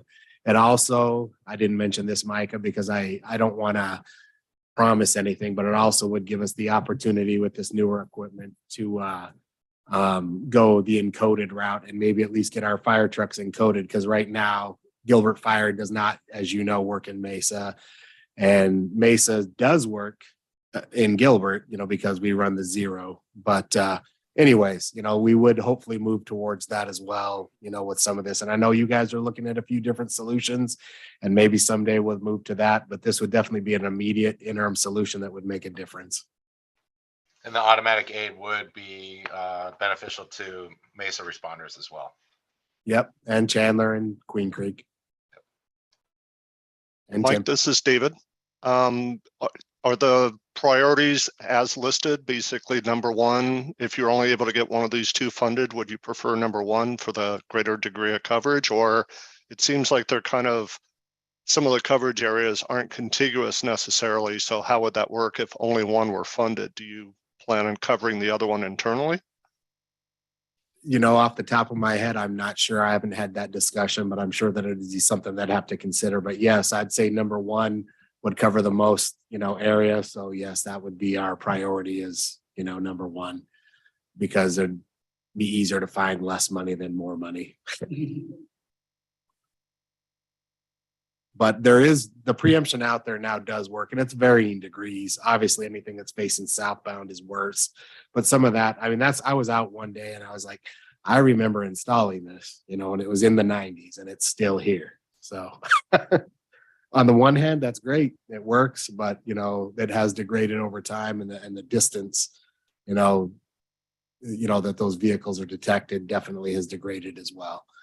And the intention was that I was, the fire police, they'll find a way to, but that hasn't ever worked. I know all of you guys have had some of the same concerns, and nothing against them, but this is a way, if approved, we could get this done sooner than later. But if I have to pick one, David, number 1, and I'm out of time, so I need to tell myself I'm done. I still have 5 minutes, so I can just sit here for 5 minutes if you guys want. Are there any other questions? This might be my question to Eric. Eric, do we need to calculate the cost benefit ratio for this particular track? Can you repeat that again? Because For the traffic improvement project, we need to calculate cost and benefit. We need to show the cost benefit ratio. So I think for this type of submission, we don't need to show the cost benefit that precisely, right? That is actually being calculated through the air quality methodology to determine emissions benefit, and that's calculated and presented as by dollar amount. So that okay, thank you. Yeah, I didn't see this dollar amount display on this presentation. Thank you. Fortunately for me, previously Avondale had submitted a similar project, so they went through some of that before and how they were going to handle it. So hence the reason I'm here. Yeah, thank you, Mike. Yeah, thanks. Thanks, Simon. Anyone else? Otherwise, you get a few minutes back. Mike, I just want to make a comment. This is Jeff Jenk, that Gilbert is part of the East Valley EVP consortium, but you are the only one that has a different optical vendor solution products. So I think there was a opportunity to mend the compatibility, interoperability with the rest of the member. And this is maybe a good time, even though, there are other type of selection than optical, but since the patent war has ended, now you actually could find a very good cost offer for these optical solution that will be compatible with Mesa and the rest of the East Valley. Yeah, we think so too. Thank you, Jeff, for those comments. Okay, if there are no other questions, thank you, Mr. Sutton, Vice Chair, and we will move on to the next one. That'll be the 3 Glendale projects, and we have Mr. Tony Abbo in the room to give that presentation. Good morning, everybody. So the first one we're going to start, and I think the first and second one, they have a little bit of similarities in them, but the first one is the advanced stop bar detection. The advanced and stop bar detection along Bethany Home, and that's from bucket 3, and the programming is proposed in FY25. Next slide. We're looking at adding stop bar and advanced detection at various intersections along Bethany Home Road, and this will more complement also the county project in case there's events on Loop 101 to where we can get traffic moving away from the freeway. While there are no other partner agencies, I think there's a benefit to the region, both on with our sister agencies to the east and west. As I indicated, the goal of this project is to do the stop bar and advanced signal detection, which will improve the quality of information that we can get, as well as increase safety and improve mobility. It will also help us with optimization and coordination improvement, and will allow us to also run the intersections free.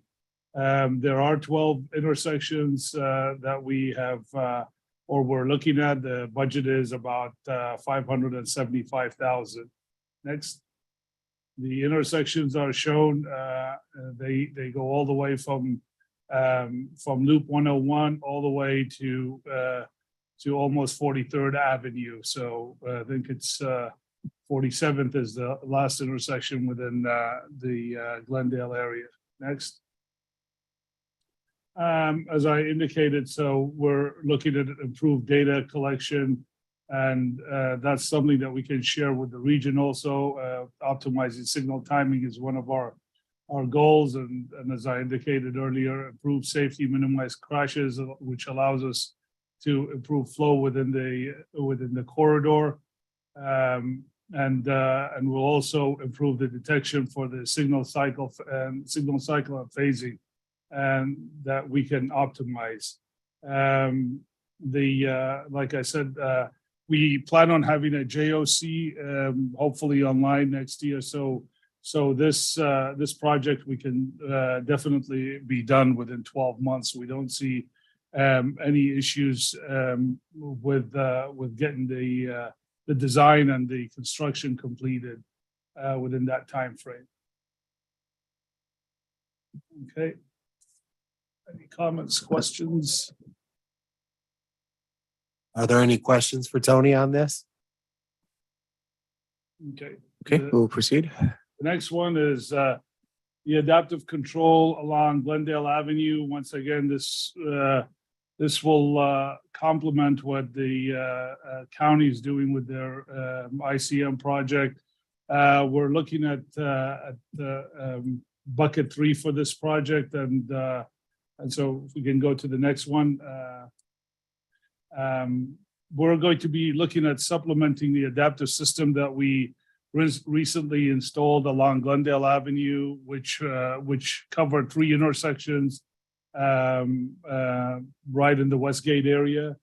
While there are no other partner agencies on this one, this is going to be increasing mobility, hopefully, and along Glendale Avenue, east-west. So there'll be benefit to all the folks in the region that, while they're traveling through Glendale. We're looking at improving the operation efficiency of travel along Glendale Avenue, minimize the travel time, and manage queue length to increase the level of service. We are looking at installing radar detection along Glendale Avenue to fill in the gaps where there are none, and to install adaptive control at the intersections east of 91st Avenue. We're looking at $451,000 for this project. Once again, like I said, we are going to have a JOC, and we are also are planning on having within the next couple of months, Kimley Horn as one of our on-call contractors, so they will be helping us with putting a bid package for this project. Next slide. These are the intersections. As you can see, they start at 83rd Avenue and pretty much go to our city limit just west of 43rd Avenue. Next, I believe there are 15 intersections. So I think, like I said, the project scope will improve detection and operation of all the signals, which will in turn help the air quality in the area. It'll improve also data collection that we can share with our partners in the region. The schedule, we should be able to get this done within 6 to 12 months. Like I said, we will have a JOC, and we will have Kimley Horn on board. Hopefully within the next, Kimley Horn will be on board in the next couple of months, and the JOC we hope to have in place by this summer or late summer. And the budget, as far as the budget goes, like I said, is based on the best information that we have at this time. It's the prices and inflation seems to keep going higher and higher. So hopefully we have put enough in there to account for for what the future has. So any questions? Okay, I'll go to the last one that we have. I think this one is more on the creative side. I'll borrow maybe a line from Mr. Willett here. If there is one to drop, this may be it. But this is once again bucket 3, and this is within the city of Glendale around the Westgate area. Next slide. The goal of this project is to install an adaptive pedestrian system at 4 signalized intersections surrounding the Westgate area, and I will get into those. 2 of them, might as well just disclose that. Can we just advance one, and then I'll come back to this one? Back one. Yeah, there you go. So 2 of these are going to be on Hannah between 93rd and 95th, and the other 2 are going to be on Entertainment Boulevard. For those of you that don't know that, that's the old Coyotes Boulevard. So we're looking at trying to improve pedestrian detection in this area. Just so everybody in this room knows, and also in this meeting know, we do plan on having this detection installed as a test. Hopefully within the next couple of months. I invite everybody there if you are curious on how the two systems will work. We're planning on having a demo, so if you do, please let me know and I can make arrangements. So, we include you in the process just as an observer, so you guys can evaluate the system along with us. But let's go back to the previous slide. Basically, the whole goal is, intended to improve the crosswalk pedestrian detection, and by extending the green time, hopefully we avoid pedestrian crashes, which we all know when those happen, roads are, shut down and we end up with long closures and detours. So we're looking, as I said, to install the cadence pedestrian detection at 2 intersections and the ITERIS pedestrian detection system on the other 2. And that's gonna, like I said, that's gonna work, with your normal detection. I know that the cadence one works with the KISS software. So hopefully we can get to evaluate to see, how all that is. This is all new stuff, so we're looking at trying to get ahead of the curve here. The project budget for this is $230 if we decide to keep the system and implement it. Next, you can jump 2 more slides. Yeah. As I said, those are the intersections that we're looking at. We're looking at having the system installed at, and we will be, testing that system in advance. The requested funding is in FY25, and most of the work will be done by our in-house staff. We will be looking for getting the equipment purchased, and we think budget should not be an issue based on the recent discussions that we've been having with the vendor. So we think we have a good handle on that. So with that, I'll take any comments, questions, concerns. Mr. Chair, I do have one question. Well, actually, it's more of a 2-part question. So Tony, has the pedestrian adaptive, has that been deployed anywhere? Not that I know of, and we're trying to, it's more of something new that we're trying to do there, given that, as many of you know, there's a lot of pedestrians in the area. And so we thought it would be something innovative that we can try. So with that answer being given, would this be more appropriate for an emerging technologies project versus a CMAQ project that's extremely competitive?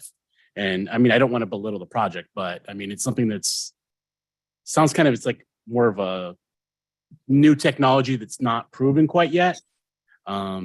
And I go back to the comment I made earlier where I borrowed a line from Mr. Willett up here that if one was to drop, then fair enough. You can't hurt the app. I just wanted to make certain that that option had not been explored. Yeah, I just wanted to, like I said, it's something new. It's the cost was fairly, fairly low, and the only reason that, like I said, we had asked the vendor to come, so we will have a chance to take a look at it. So if it doesn't make the cut this time and we have a good success with it, perhaps next time around we'll bring it back. So this is Glendale's last priority project. But go ahead, Jeff, if there was, or Just to comment, there was a emerging technologies, MAG emerging technologies that was done in Phoenix on this very topic. So that is available. And Phoenix has done it at individual signals prior to that. Okay, so perfect. So then it has been a technology that's already been deployed. Maybe not on a permanent basis, but this is not the first go around. Well, So that was, the answer to my first Yeah, I just question. want to annotate on Bruce's comment that MAC just completed a emerging technology pilot and to test out 7 different type of detections, and with the goal to extend the pedestrian cross time when a pedestrian is detected in the crosswalk. And there was there's a report available. I mean, not all technology are the same. Some seems to work better than others. So in terms of the concept, it has been tested, and there's some general finding that the concept of that the extending the walk time is feasible. Okay. If you don't mind, if you have a copy of Absolutely. that, if you don't mind sending me that, that would be great. I would do that. I Okay. would do that. Good thing I haven't heard the bell yet, so I think I did good. I just wanted to add also that Tempe was part of that project as well. Okay, with that, if you have any other questions or anything else, feel free to submit them and we'll try to get them over to Tony or just reach out to him directly. Go ahead, Eric. Well, according to our schedule, we are actually 5 minutes ahead on time. And I think this would be a pretty good time to take a 10-minute break. It is exactly 12 o'clock right now. So we'll resume at 12:10. And I'll give a 1-minute warning for those online as well. Thank you.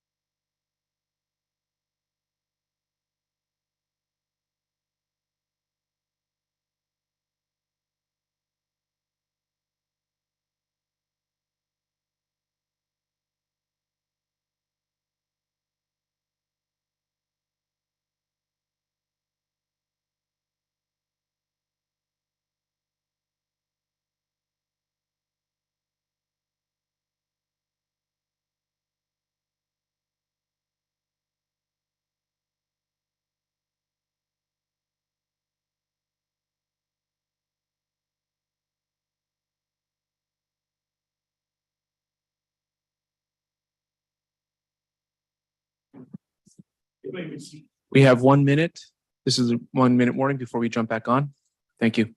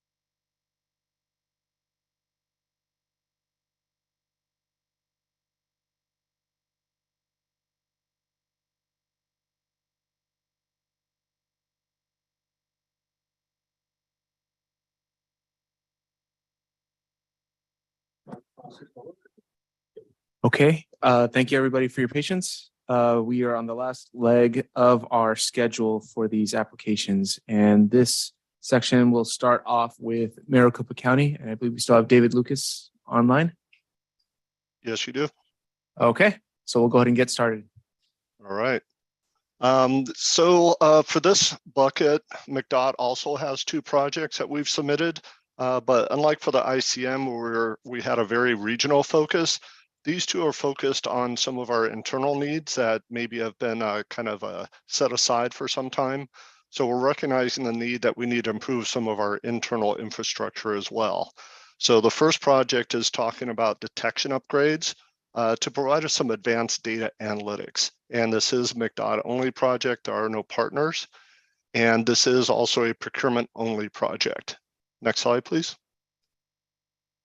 So the plan is to procure video detection systems at 22 McDOT intersections, 8 of which have 4 approaches and 14 of which only have 3.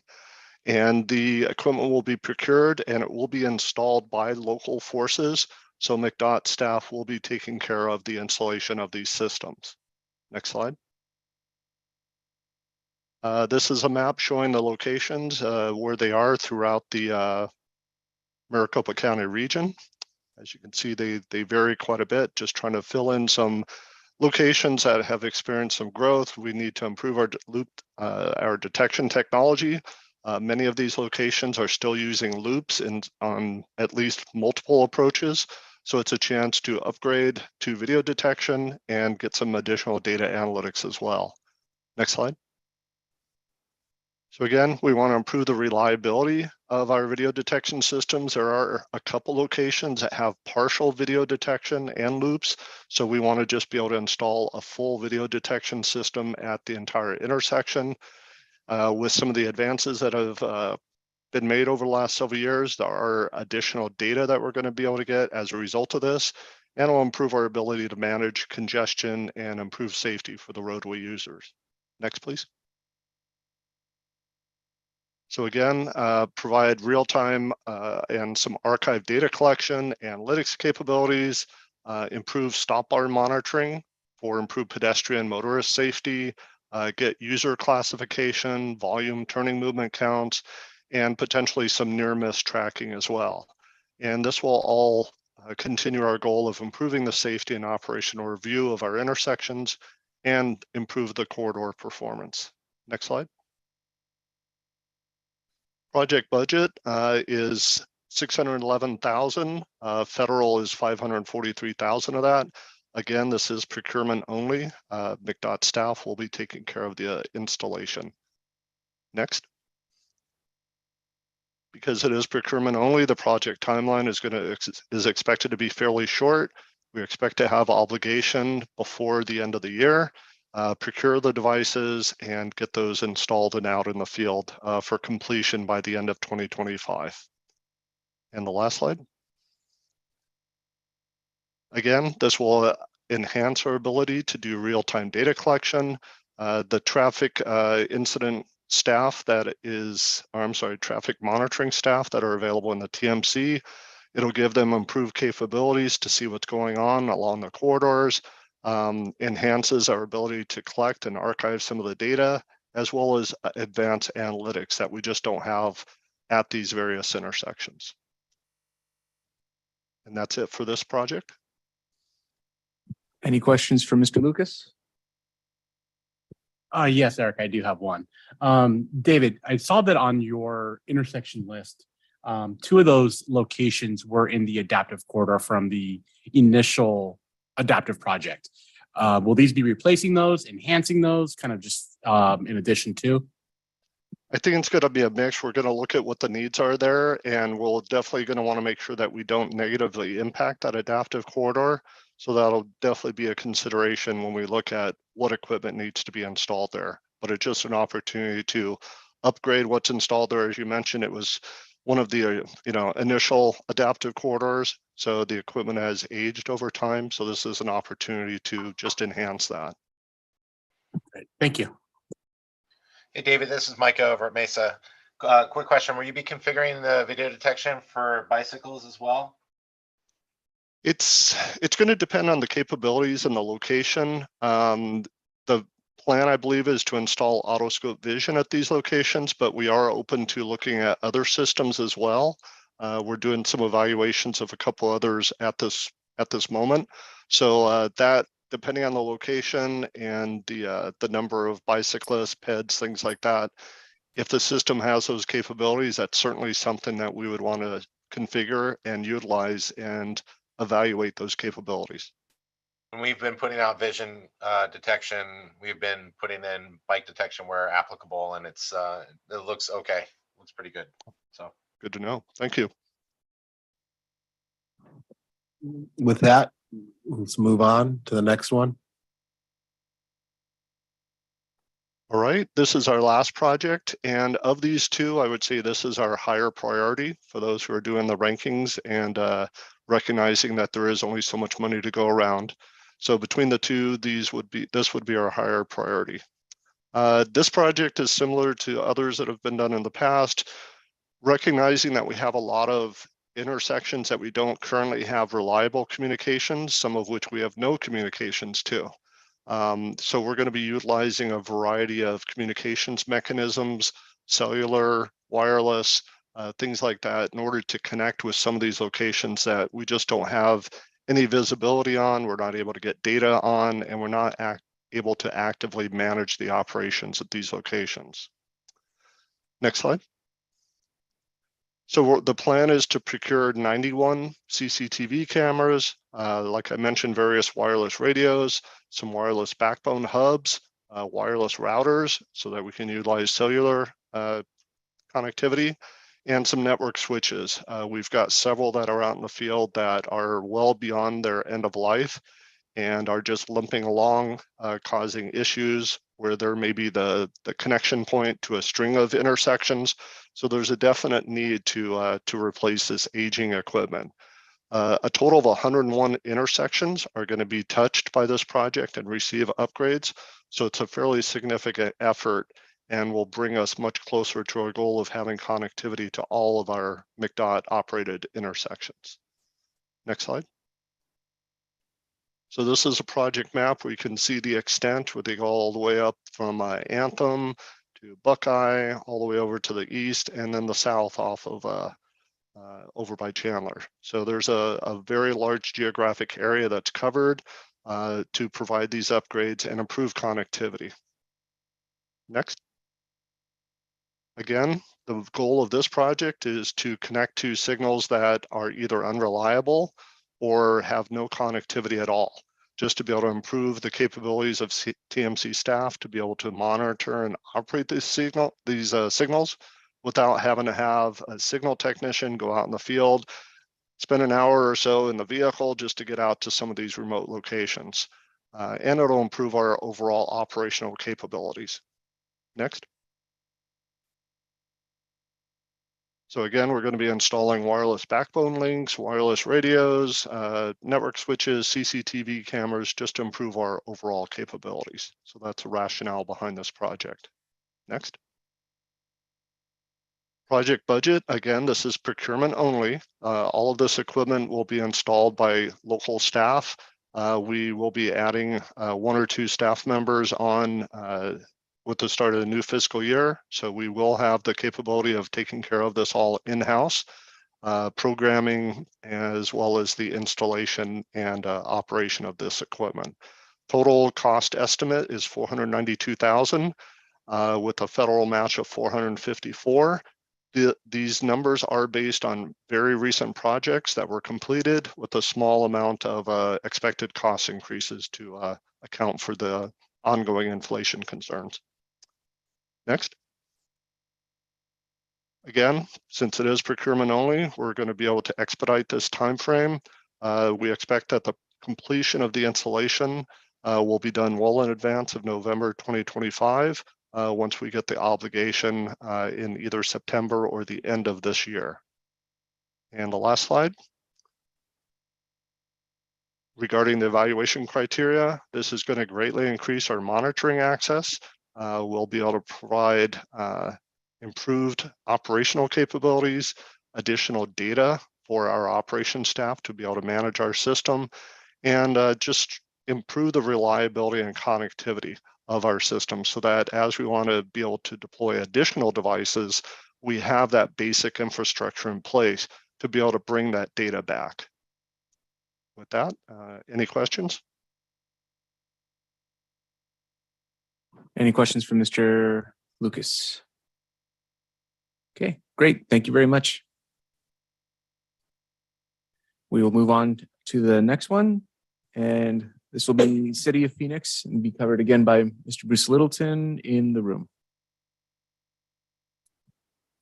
Good afternoon. We have 2 projects that we're proposing in bucket 3. The first is to upgrade the downtown ATMS system. The current system was put in back when the stadiums were built, and it is way past end of life. It was a standalone system. It does not integrate in with the ATMS system that we have, and the police operated it, and it is well past end of life. Next.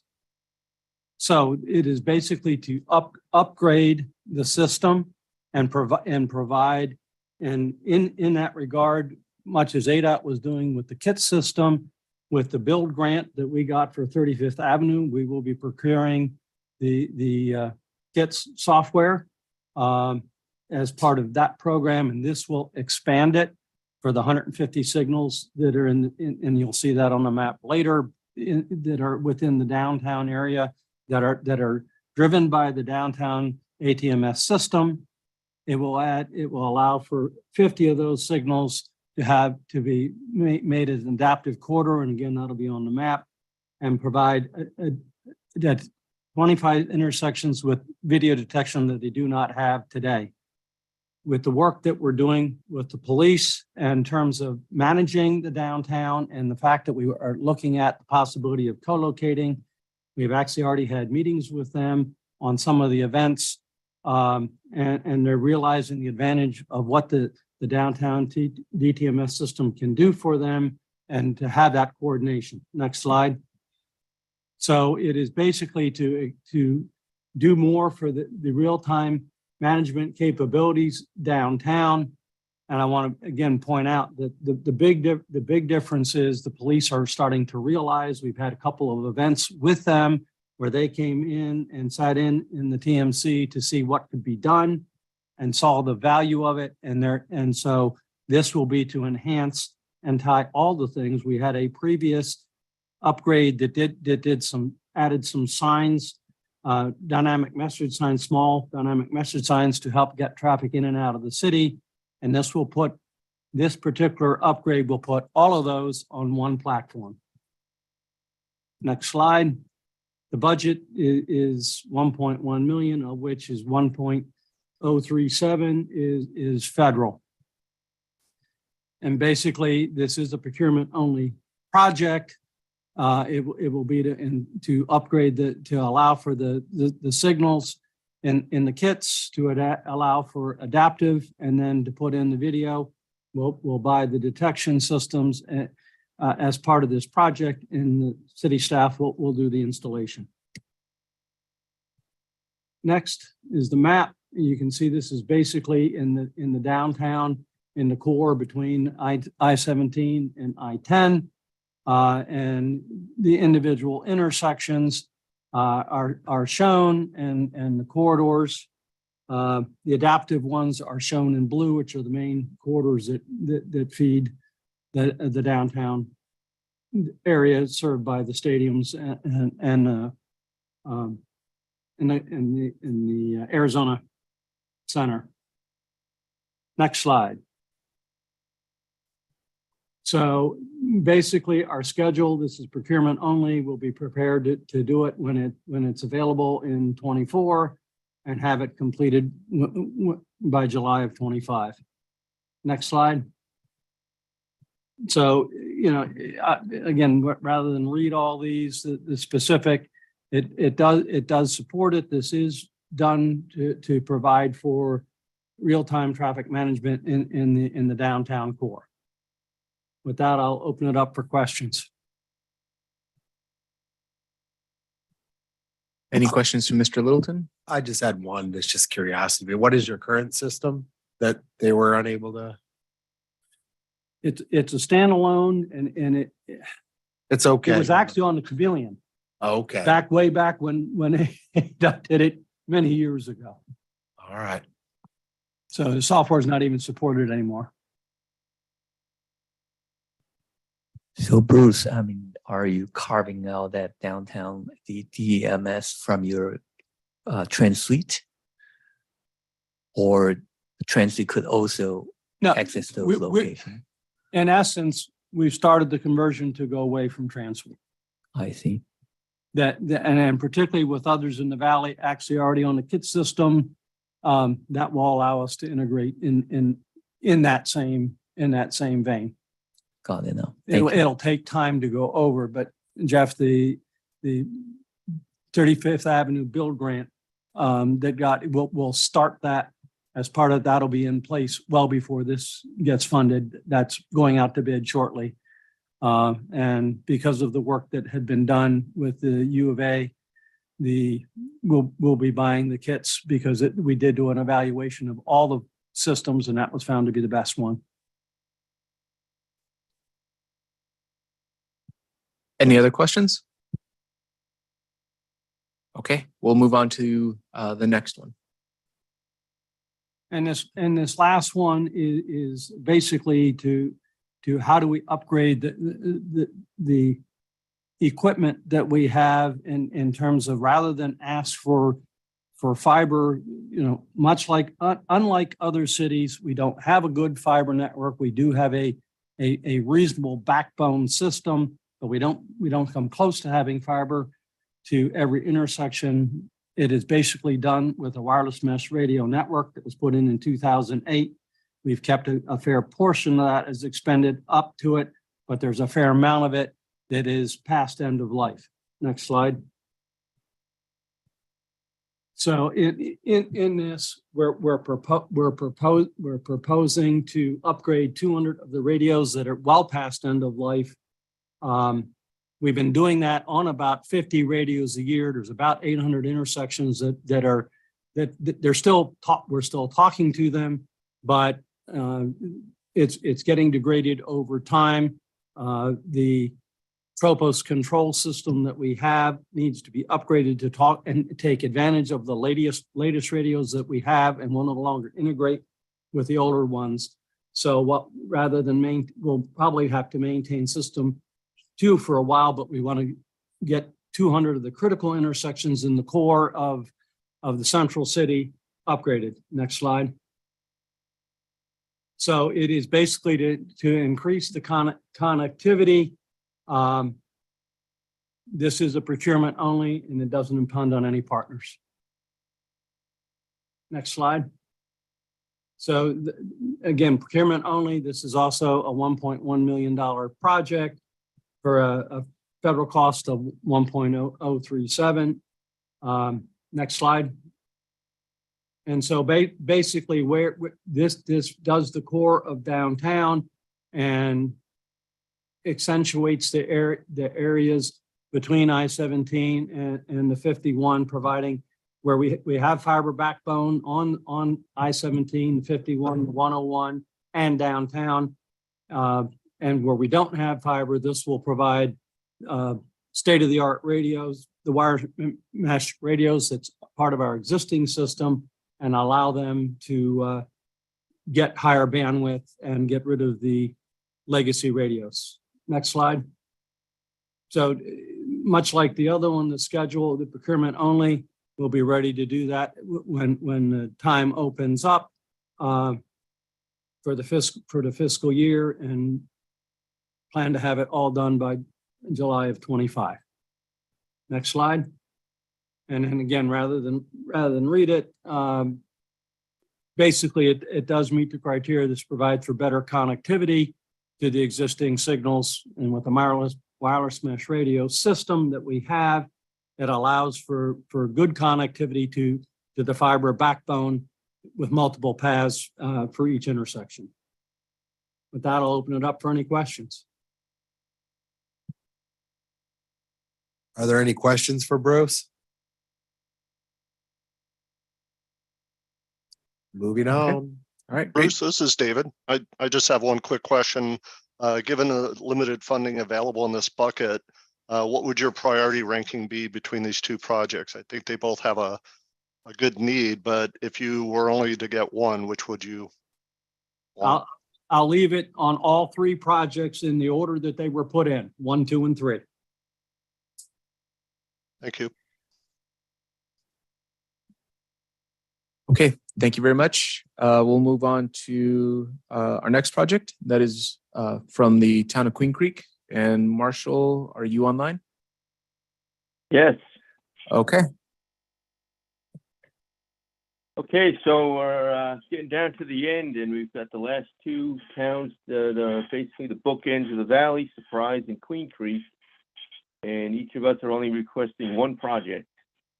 And our project is to complete the fiber optic rings that we have successfully through this committee in the past and through our CIP program and working with our land development group have been able to get a lot of our rings work done.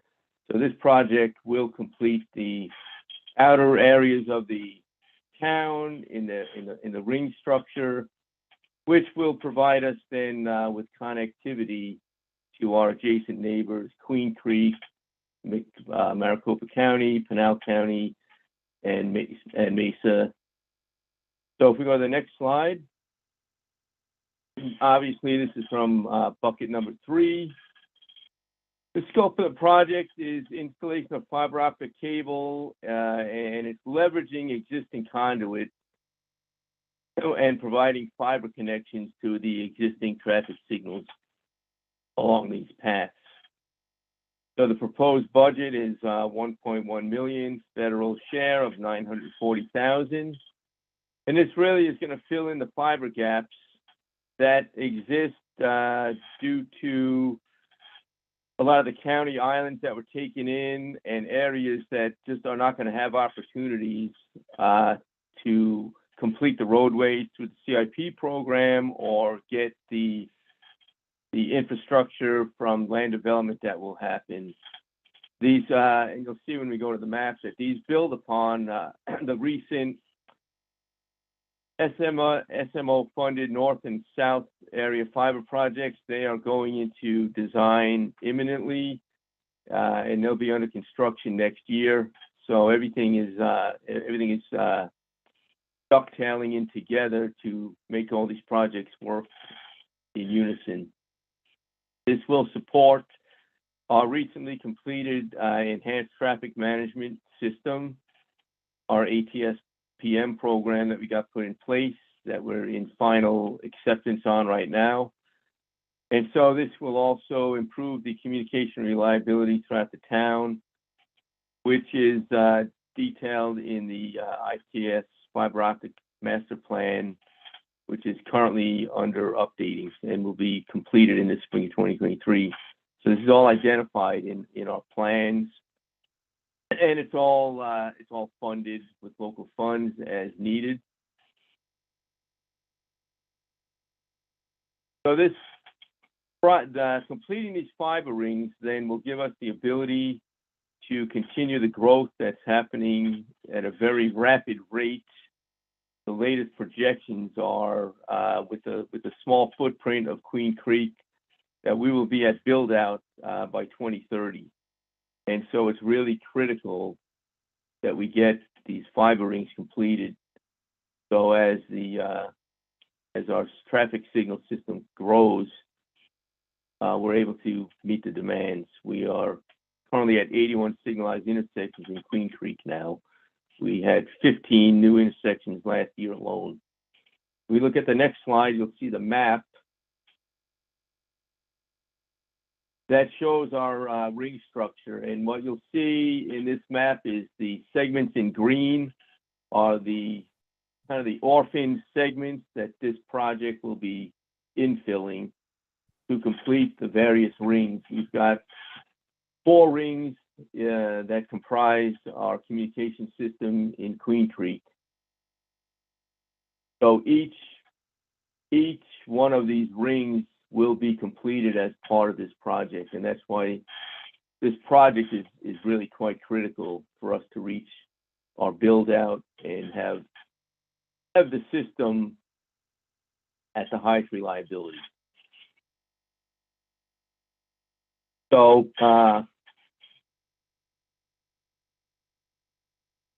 if we go to the last slide, it talks about how we will accomplish the objectives in the different scoring categories.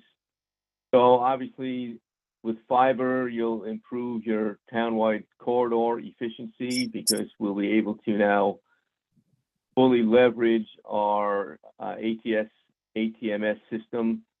We are having struggles with our non-fiber connected locations to fully utilize all the modules that are in the Econolite system and take advantage of the controls that we have, the EOS controllers that are town-wide now. Obviously, the reliability of fiber is vastly superior to radios. We've all experienced radios. They work great. Mesh systems like Phoenix have are really, really good, but we don't have that. Marshall, And we have points. Bell, but I just wanted to make sure you know your time was up. But go ahead. Okay. So anyway, everybody can read. You can see these, but you'll see that these do achieve the objectives 1, 2, 3, and 5 very effectively. So thank you for your time, and you can see we'll meet the schedule and the budget, as everybody has pointed out, are based on recent bid tabs, and as Ward pointed out, as best as you can budget now with the unusual pricing that we're seeing. All right. Are there any questions for Mr. Regal? All right. Thank you very much. We'll be moving on to our last presentation. That's for City of Surprise with Mr. Albert Garcia in the room. Thank you, Eric. Thank you, committee, for taking the time to hear us.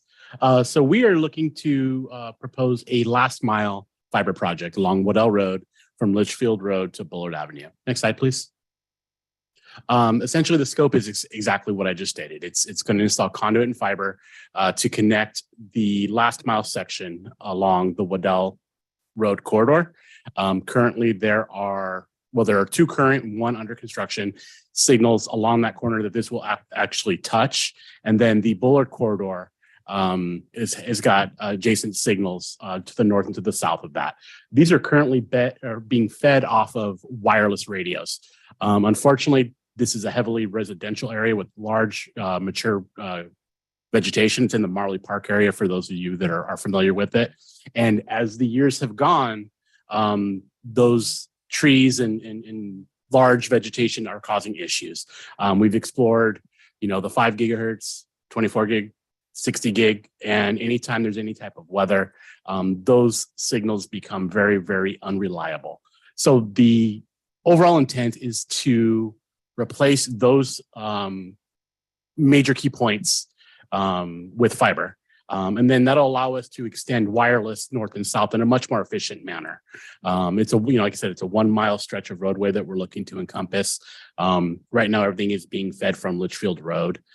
So there are 5 signals that are on that current wireless system. Next slide, please. This is a basic map of what the project area would look like. So the north-south blue line is the existing Litchfield Road trunk. We'll be tapping off of that, connecting the green boxes are the signals that are going to be touching it, obviously. The 2 to the north, the 1 to the north, 1 to the south are being fed. Basically, we're going, point to point to Bullard and then kind of point to multi-point as we're capturing the adjacent intersections. I did put up here, we do have 5 K through 8 schools that are in that area. I don't have to tell you the management that comes with those. Half of those are, or more than half are charter schools. So no transportation. So it's all parent drop off and pick up. So this is an area that is extremely critical for us to manage on a day-to-day basis. And unfortunately, when there is weather, more people drive. And it makes, those links go down, it makes it even more challenging to be able to manage that. So the goal of this project would be to really up the efficiency of this specific area, which is the rest of the valley, but the far outlying areas, both east and west, growth is really just still at an outrageous pace. So these schools are already at capacity; they're expanding. So the congestion regarding those, daily drop off and pickups is just getting worse. So that communication is key. Next slide, please. So how this meets the criteria. It improves our efficiency and reliability. It increases the communications to not only the existing but future links along this area. No utility relocations or right away is looking at. It's relatively a small project. So that's going to go into the overall design and the construction schedule budget. And then, the budget, there are very, very recent projects that we used to get the pricing from it. So we're very comfortable that we'll be able to meet that. Next slide, please. And then again, it's just kind of an overall recap of what the intent and what the outcome of this project will do. That being said, I will open it up to questions. Are there any questions from Mr. Garcia? Okay. I thank you for your time. Thank you very much. That concludes all of our projects. Jeff, do you want to? Okay, so as we conclude on this agenda item for all the project presentations, we've concluded on all of those presentations. The next steps are for February 17th, that is a Friday, for all committee members to submit their evaluation forms. That Friday, March 1st, which is the next committee meeting. So we have a very fast turnaround to include all evaluation forms, as well as the air quality scores. That's coming in, I believe, on the 23rd, and all the other quantitative criteria coming from the applications will all be put into what we call our CMP tool to aggregate and provide any rankings or all the rankings of all the projects. So that'll be presented on March 1st and preceding all the committee process steps all the way down to regional council. Again, reminder, February 17th, Friday, please submit those evaluation scores to myself. If you have any questions on those, or if you find any issues with the file, please let me know and we'll provide revisions and what needs to take place. With that, that concludes this long agenda item. Mr. Vice Chair, thank you. Thank you, Eric. So we'll be moving on now to item number 7.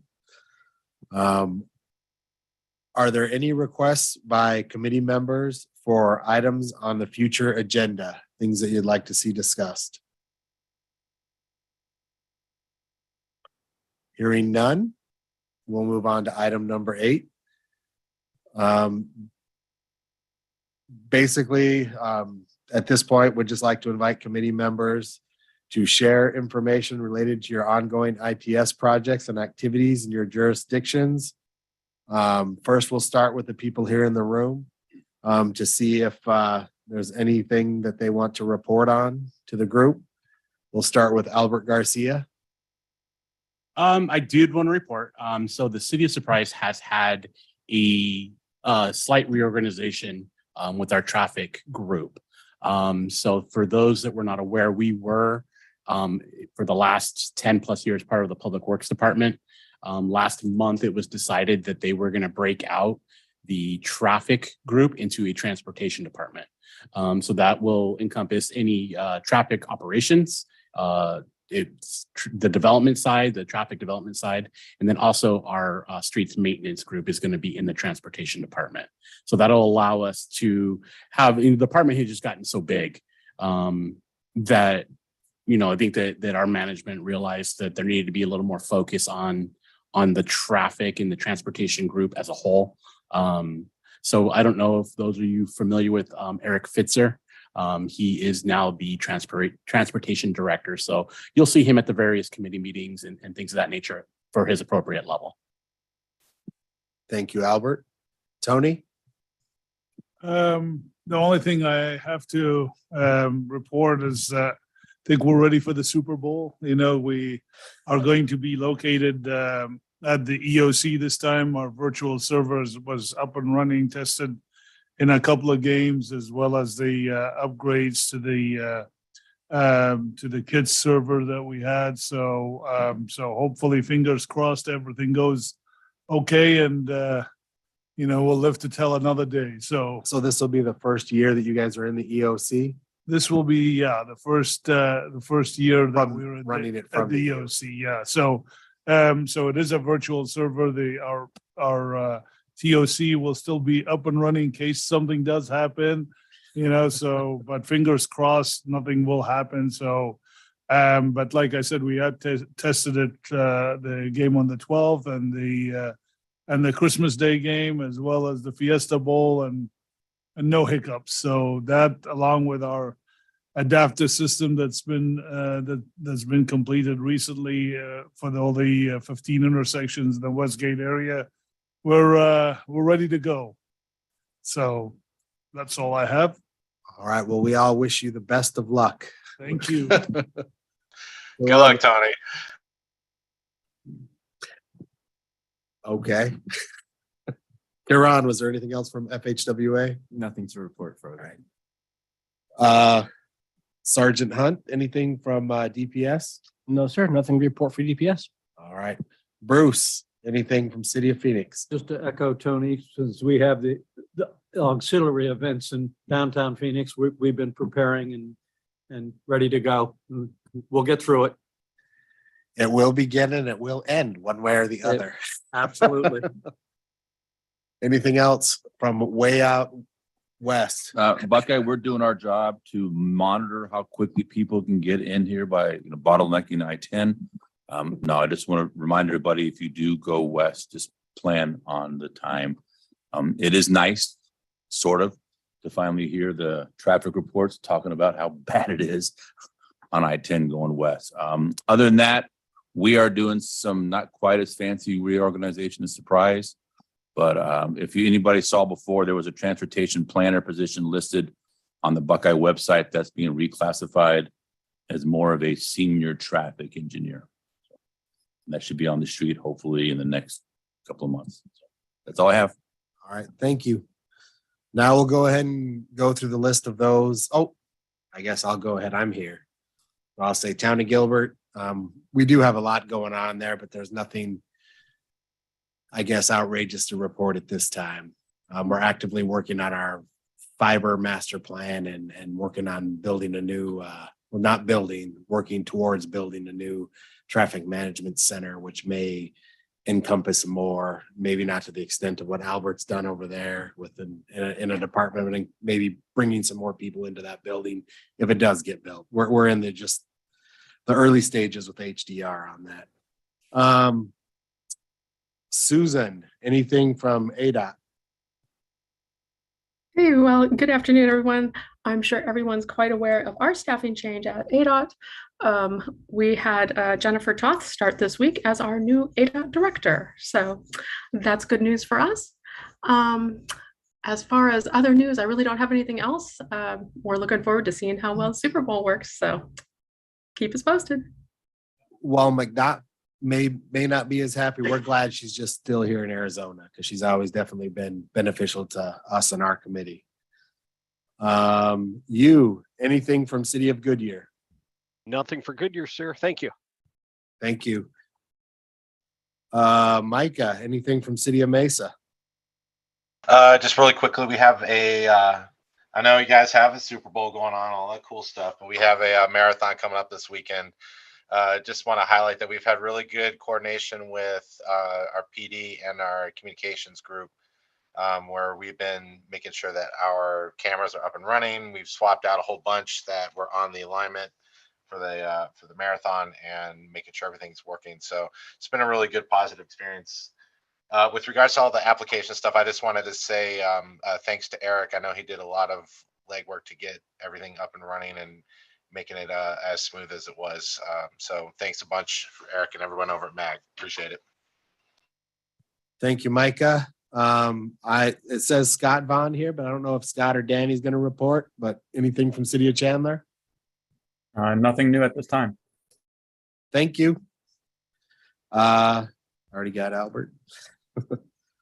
Let's see. Anything from City of Tempe? If they're online, it doesn't show that you're going to be here. So. Yeah, no, I'm here.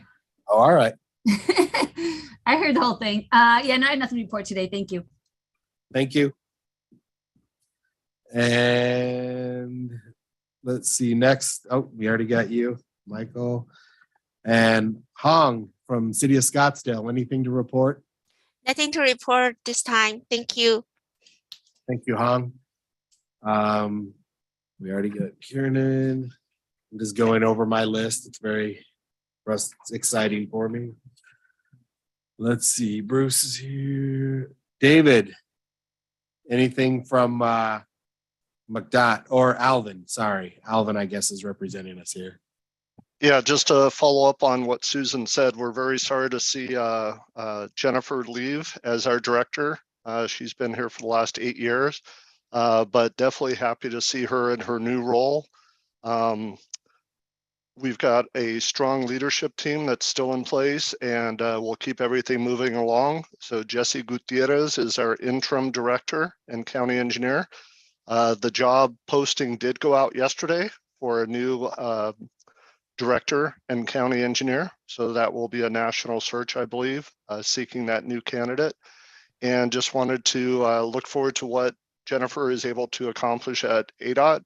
And I think we all recognize that a stronger ADOT just improves everything for all of us at the local agency level. That's all I have. Thank you, David. I don't know if there's anyone online taking Steve's place for Peoria. Is there? No? Okay. Eduardo, are you online for Maricopa? Nope. All right. Marshall, anything to report with the town of Queen Creek? Yeah, we're continuing to build like mad out there. So there's always new roads and new intersections coming online. And we are in the final testing process of our Econolite ATMS system. So one day we'll make a presentation on that. That's all. They did just open a Costco out there in the middle of Queen Creek to create more havoc and traffic for everyone. So I live out there too. So yeah, the left turn bay only extended back 1 mile, not the 2 that we were expecting. Yeah. Marshall, we got one of those too just recently, so I can definitely feel your pain. Yeah. And that's with the apartments right next to him, which I don't even know how many there are. He probably does. But there's a lot of apartments right next to this Costco that are just getting ready to open. I mean, a ton. Everything else coming with it. Yeah. So it's going to be fun. It'll almost be as much as a charter school. Which that's on Waddell Road too, Oh, for those that are keeping track. Raquel, anything from Apache Junction, if you're online? Not online today. Okay. Ward, anything from Avondale? Still growing. We've got 3 signals under construction or just beginning. Finally, the Dysart Arid project that was funded in 20 is actually in a position to be receiving products. And so that one might get completed this year. And you kind of hear that amazement in my voice. And outside of that, that's about it. All right. Thank you, Ward. John Kraft from Pinal County. Not online. All right. Tessa, anything from El Mirage? Nothing to report from El Mirage. Thank you. John, we already did. Simon from ASU, anything to report?